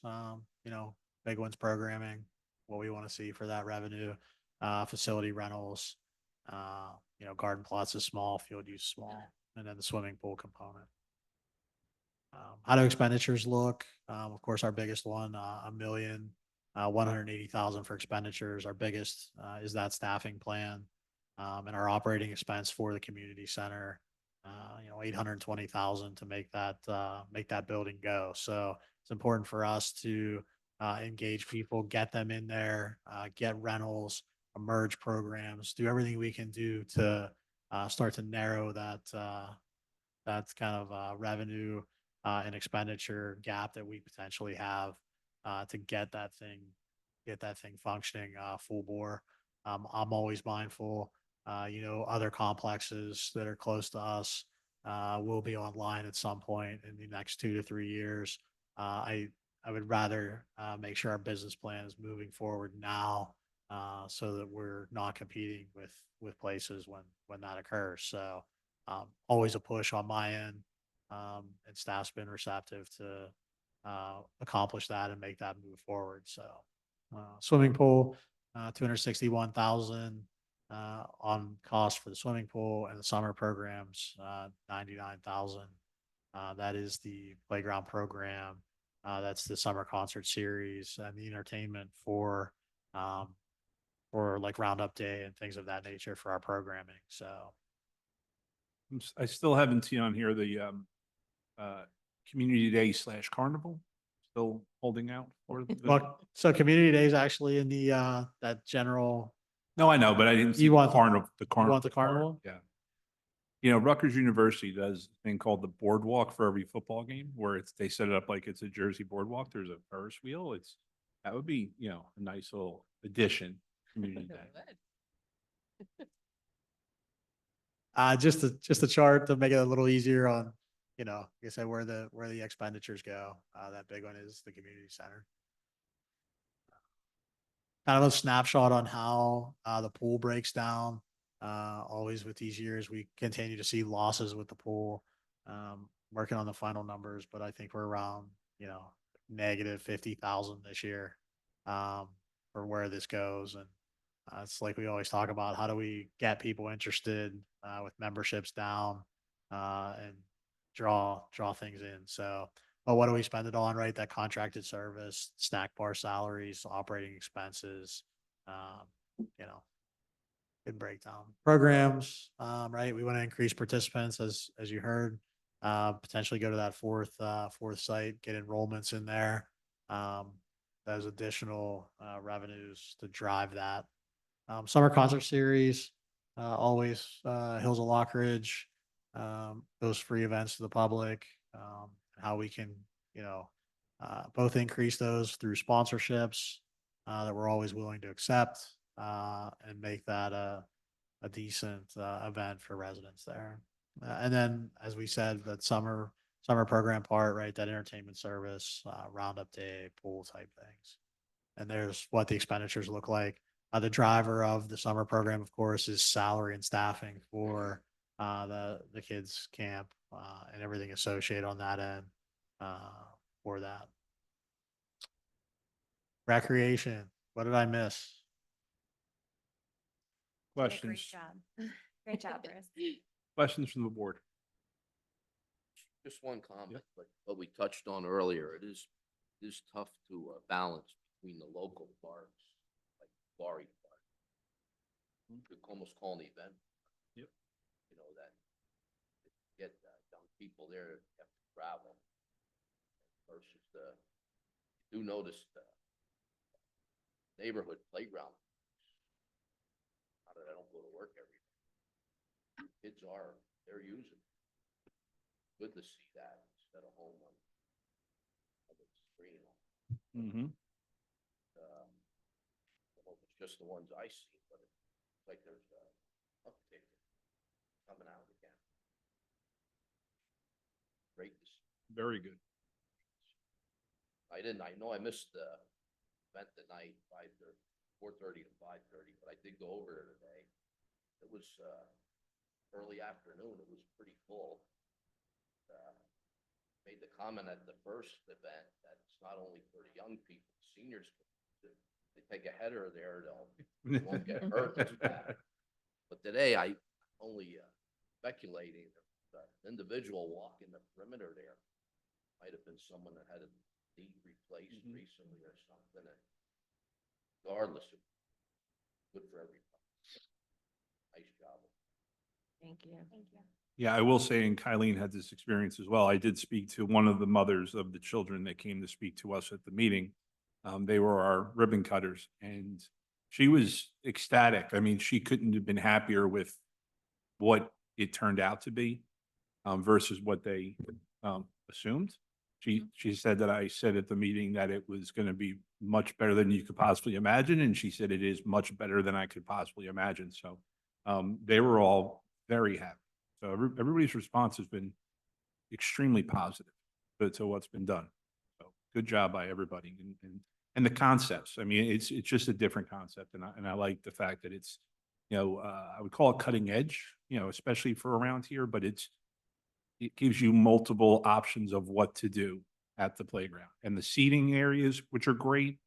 I said to Denise, the fact that the benches are high enough that when I sit down, I don't have to struggle to get up. That's a plus. But yeah, they're really, really nice. We've really enjoyed being part of those projects. It's a lot of fun picking the pieces and trying to decide between all of us what we think the people are going to like and making them all different. It's been really enjoyable. And we were fortunate enough earlier this month to go to Atlanta to the National Rec and Park Association event there. And it was a 3-day event, and the exhibits in the exhibit hall were great. We made a lot of good contacts there, brought back some good ideas that we can use for programming to try and expand things, and made a lot of good, attended a lot of good sessions there. So we appreciate Bruce and Renee's support in sending us there. It was really worthwhile. It was a very valuable experience. I've been to NRPA previously, and they seem to keep getting better every year. So thank you for allowing us to go. No, thanks for doing that. And I also think, and I could be wrong, but the differences in all the playgrounds will draw people to other playgrounds. You Oh, know, absolutely. okay, you know, this one's cool, but I heard there's this over there. Let's go Right. try that one out. And Right. again, it forces a sense of community more than just your neighborhood. And I commented at the Farmington Hills one. I live in Farmington Hills. I didn't take my kids to the Farmington Hills playground. I took them to Quarry Park because it was a bigger playground. It was a lot of area to run around. So I think there's that balance. You know, some go here, some go there. Some just want to walk down the street. And I think we give everybody, you know, a full complement of options. Yeah, it's very rewarding to be part of it. So Yeah. thank you for that. Thank you. Bruce? Did I miss anything else, rec team? Don't want to I steal your don't thunder. think so. Covered it all. You even allow us to speak. I'm really upset. I guess Okay. one thing I still quite don't understand. With the addition of a second gym, how can the revenue go down? Well, what happened was we thought we would have access to the gym for the full year, but we weren't booking it at the beginning of the year because weren't sure what the floor maintenance is gonna be happening. So once we realized that wasn't happening and we got the green light that we could actually use it, previously we weren't allowed to because if we used it, it would seem like we were accepting it in the condition it was in. So once we realized we could use it, you know, we started, but again, if there's maintenance on it next year, we might not have a full year of it. Okay. Is that an accurate description? That's an accurate description. Okay.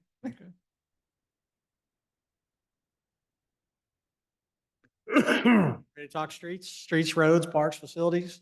Yay. All right, all good things. So of course, street department, bridges, culverts, stormwater basins, stormwater facilities, all of those, snow removal component, all those exciting things.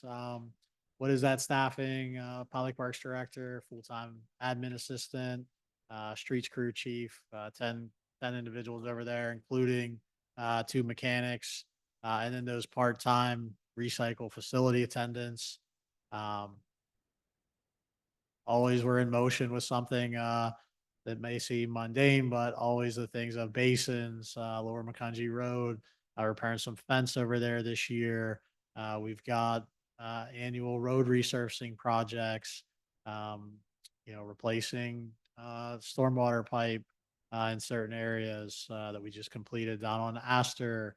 Work to have our comprehensive pavement marking plan that we've been working forward for all the turning arrows, stop bars, all of those things. We now have a complete analysis of where those are. We're aggressively getting those to the point of replacement so that then we can just go into a more of a maintenance mode. So you'll see that line item for line painting which is pavement markings as well. It's something that we've gotten really forward thinking on here in the last year. Looking at those bridge designs for Smith and Ash Lanes, worked with when we need equipment and trucks and laborers helping out parks and facilities, build pathway projects, and with that connection point over in Farmington as well as Wild Cherry, those areas. Always with the leaf collection, we're in full swing right now. As the leaves are falling, takes a big commitment to run those crews for the 7 weeks. Worked outside in the Sauerkraut Extension project for the overlay. Big one for us, the transition to the solid waste contract between Stan, Kelly, our admin, all of the guys in Public Works that have to deliver those additional carts and make sure that that's right on that side. And recycling carts that we've always done even before the last contract. That's part of that component. They take a lot of concern calls and things of that nature. Deal with the yard waste, mulching component, and operating that yard. And then as we look, hopefully soon we'll be onboarding a new department director, which is always difficult with change. Our longtime department director did retire this year. So the department will be working forward on that. What are those goals for 25? Continue with the road paving and resurfacing. We do have plans for the next several years for what roads have been identified to make sure we're looking at that side of keeping streets nice. Replace Gun Club Road Bridge, as we'll see in the capital budget. Repair this Chestnut Street culvert, which we didn't get done this year. Confirm, as I said before, the Smith Ash designs. That's big for us on the bridge component. How we're gonna do that over the next 2 years. I don't know why I have sauerkraut overlay paving in there, but it's in there. It's a duplicate. And then those stormwater basin repairs and maintenance. We continue to have a list of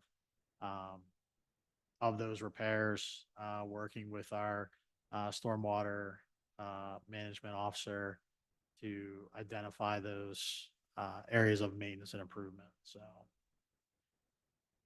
we want to complete our fleet management plan. We want to look and review our snow removal operation and our efficiency of that. Look at our long-term plan still for the recycle equipment in the compost center. How are we going to get that transformation out to the other site? How do we handle that? What's the time frame going to be? We had a curve safety analysis done before. We need to complete that signage that was in that plan. So areas in the line item that call out are different in funding request. 430,371 street tree maintenance up proposed from 40 to 55,000. This is the cost to work back the trees from the street side. Normally this happens 2 ways, one with a contractor, one with township staffing. As part of the 7-year road resurfacing plan, we try to get street tree maintenance in there and accomplished at the same time. So that's all taken care of on a cycle. Equipment repairs, 430,374, an increase of 10,000 to 95,000. And then just something to note in 440,112 on the PW admin, the administrative assistant salary is shared over the solid waste fund, the 04 fund. The PW director, 25% of that salary is shared this year, proposed in the sewer budget, since 1/4, of that department is in the sewer business. So continue with highlights of that fund. Operating supplies, an increase from 120,000 to 160,000. That's all the things that we need. Stone, pipe, catch basins, frames and grates, all of those items.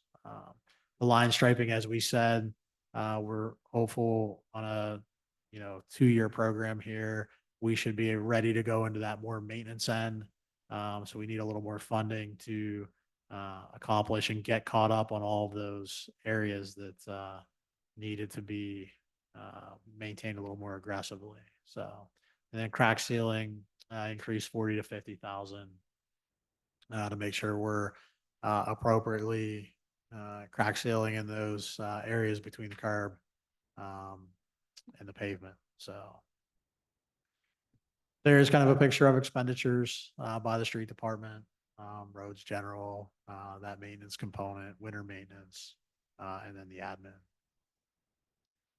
So long-term considerations, I'm always asked for potential additional staffing, specifically for MS4 repairs for the stormwater inspections.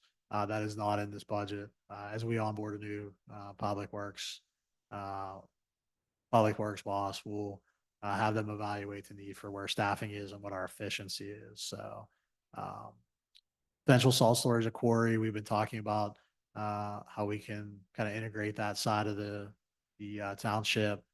make snow removal potentially with routes and, storage of vehicles over there to deploy them. Once again, we'll see as we onboard. Um, look at that long-term need for, public works facility, and what is the lifespan, and what do we need to do for the future of that operation. Uh, Funding for the road paving program, we know, as we've seen from our engineering group, and ways we need to accomplish, we should be spending, approximately 1.4 million in road resurfacing every year to make sure that we're current, and that we don't get behind. We currently have been spending about 900,000, 6 to 900,000. That will put us behind. So additional funding would support that program, uh, and allow for us to be where we need to be. We have no new equipment and vehicles as we're waiting for the fleet management plan. We do have a forklift in there, as that is, a safety concern that was brought to our attention while we've been, watching operation of it. So, we will have to, I don't want to get behind on equipment, too many years. We will stack things up, and then that will make things, not economical, moving forward, to have to purchase, all of those things. Some shared categories, between, streets and parks and facilities. It's all public works still. Traffic control devices. There is, a little bit of an increase in there, driven by repairs and maintenance, category.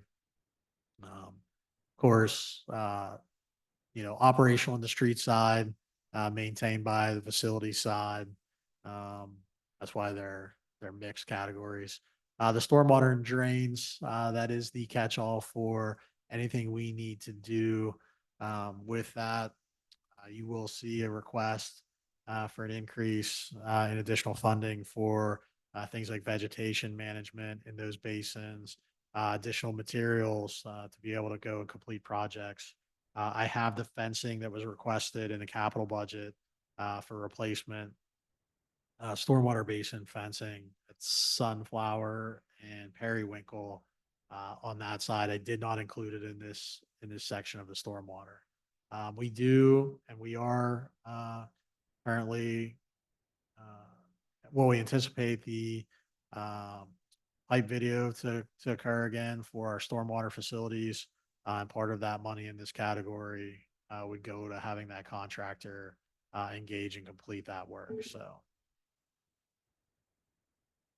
that's where we are on the street side and the mixed categories. Stan, chime in if I miss anything here on your side, facilities, parks, anything else on streets I missed, and concerns, that you definitely have on some of the things. Facilities department, we have a full-time crew chief, 3 full-time facility staffs and part-time summer staff.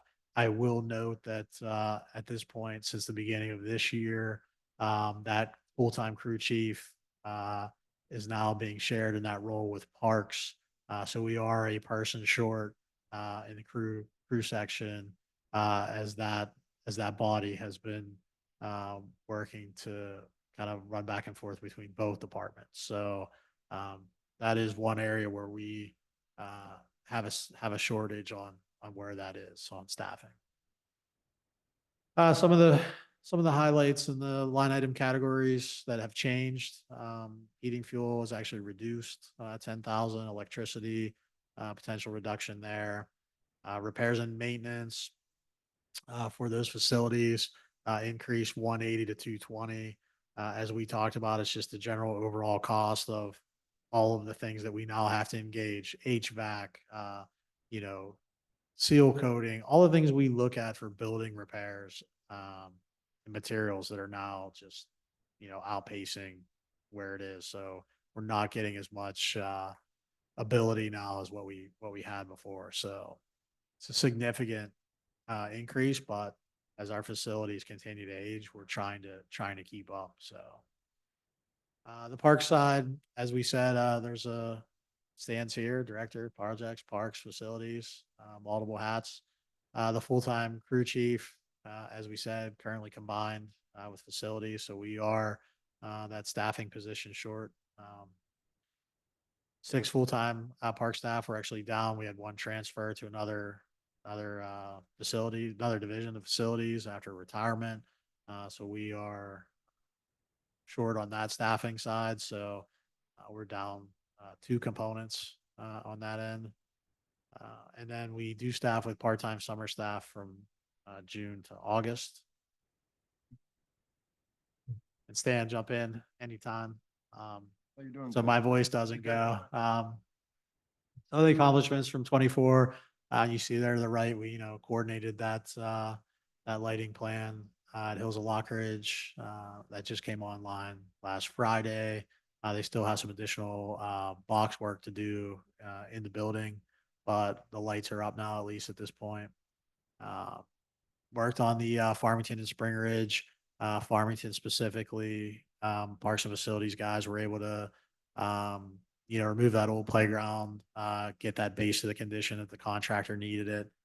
Laid all of the pathways over there. Same with some other components, Wild Cherry, and had that ready to go for the contractor. Working on the pickleball lights to the rear.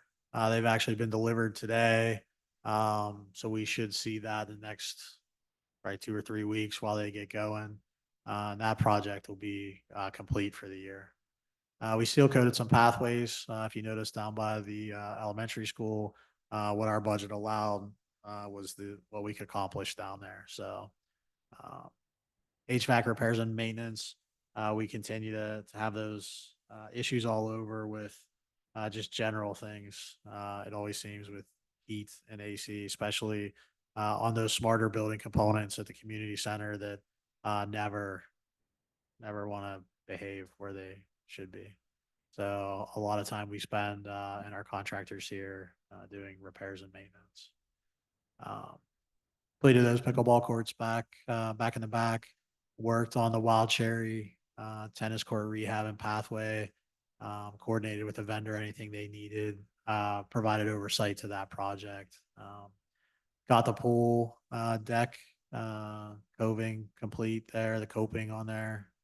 The tear out and rebuild, got that ready to go before pool season. Worked to make sure EMAC had everything they need, chemicals, coordination on that part. Long-term planning for our roof evaluation, you'll see 3 roofs in our capital improvement program. And they are the result of this continued work for that long-term planning to know where we're going. Always completing repairs at the township building and facilities. That crew does make things as nice as what you see here. So always a hard chore. Worked on those trail, park, and pathway projects. We had discussions here with the board about them. We just had another one tonight about the Kratzer pathway and what we've accomplished there. Big one for us, working on utility coordination for the compost center. As part of our agreement we signed with the gas company, we need to get gas service established there by April, or we owe the gas company like $40,000. So we're working and Stan's coordinating with the engineering group to get prints and have that drawn up to bring that online. So we have it heat in that building. Completed the Hamilton Boulevard traffic project. I'll call it phase 1. Phase 2, the Kressler Hamilton area should have hardware in stock by the end of the year. We're hopeful that that'll be programmed up and running. Some goals for 25, right? Getting that comprehensive recreation plan and being an integral player with that as far as the group that has to maintain it, take care of it. Manage you'll see community center roof replacement project in the capital budget. Upgrade quarry playground. We know we'll have to do some site work there. The parks and facility guys are going to be doing some excavation as part of that readiness. And 2 roof replacements at Church Lane, 1 for the pavilion, 1 for the outbuilding, coordinating the contractors for that. Still working as I continue to put it in the budget, the elevator in this building for the last 2 years. We finally think we're in a good place. It might take 25 weeks though to get the parts and hardware, if we order by the end of the year.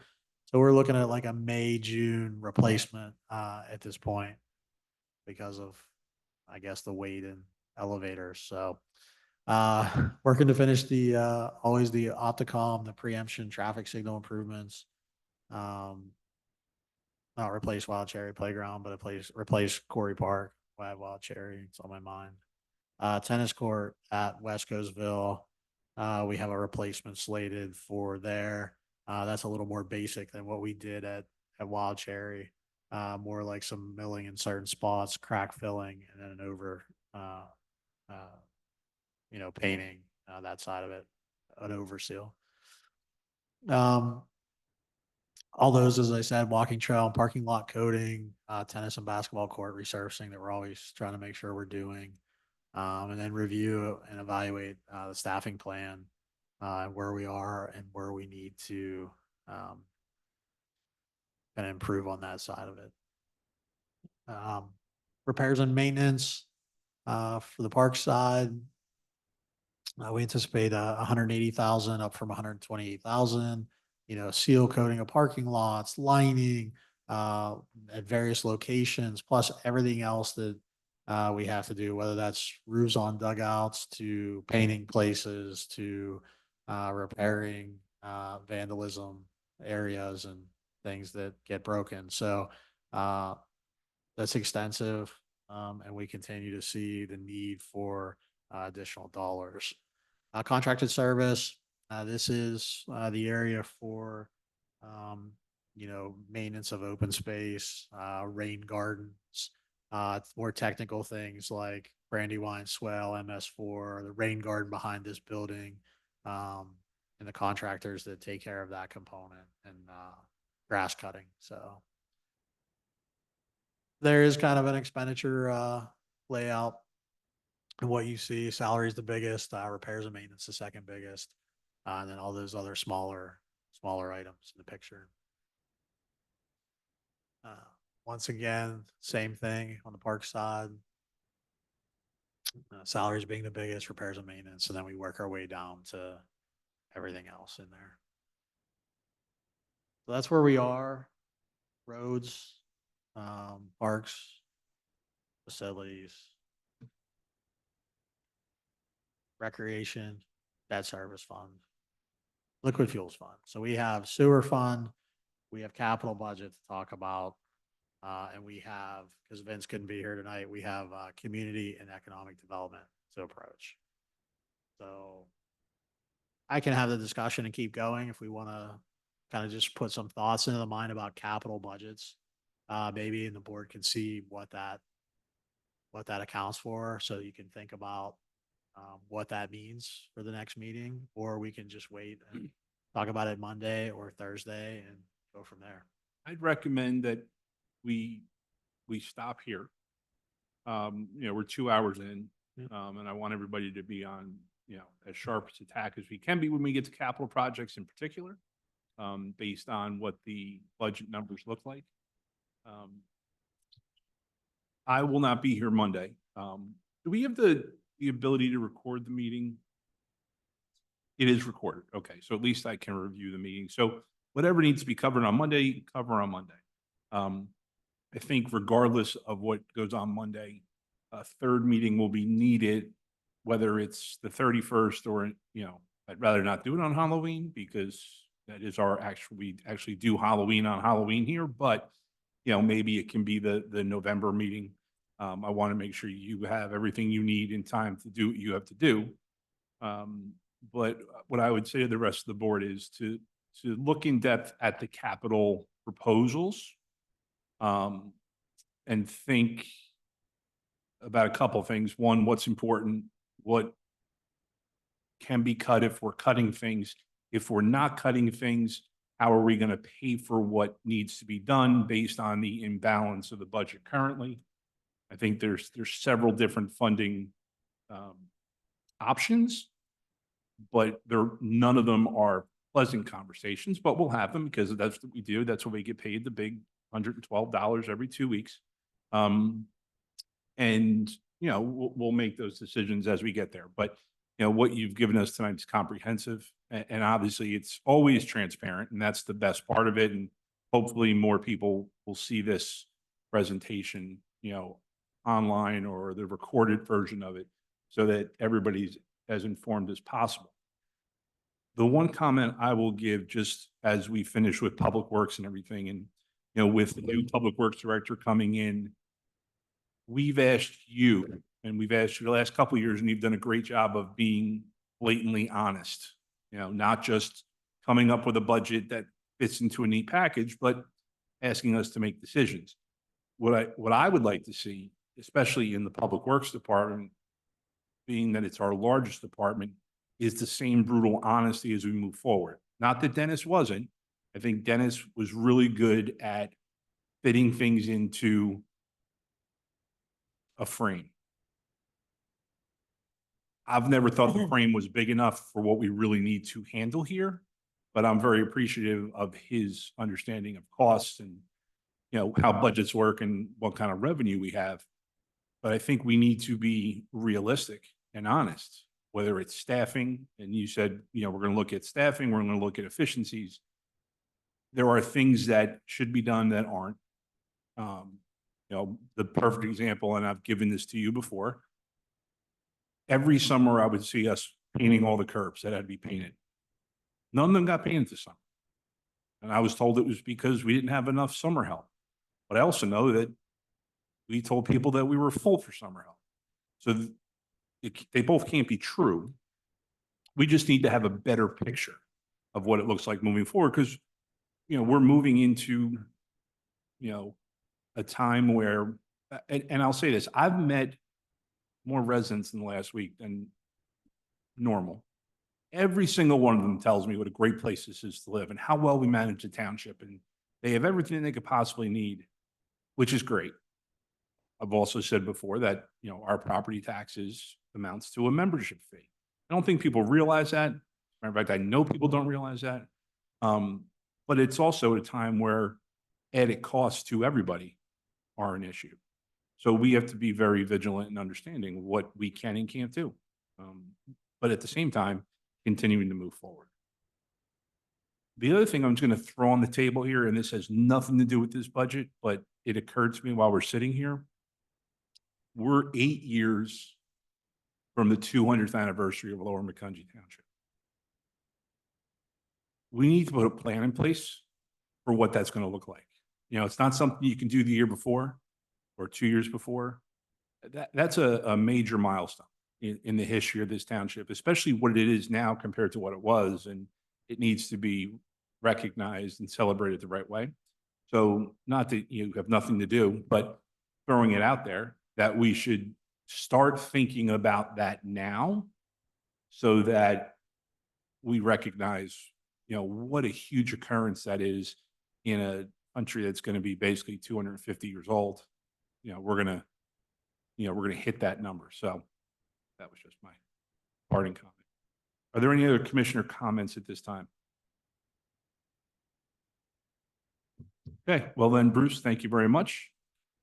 Sorry for the slide deck. That's Sorry for okay. the 90 Actually, the slide printed deck. version, this was a great idea, Commissioner Beitler, because I'm looking forward to showing my wife her picture when we get home, and she's going to be really upset that she's in here. Printed in color. With that, our meeting tonight is adjourned. You just want Kept getting smaller and smaller as we Yeah. went along.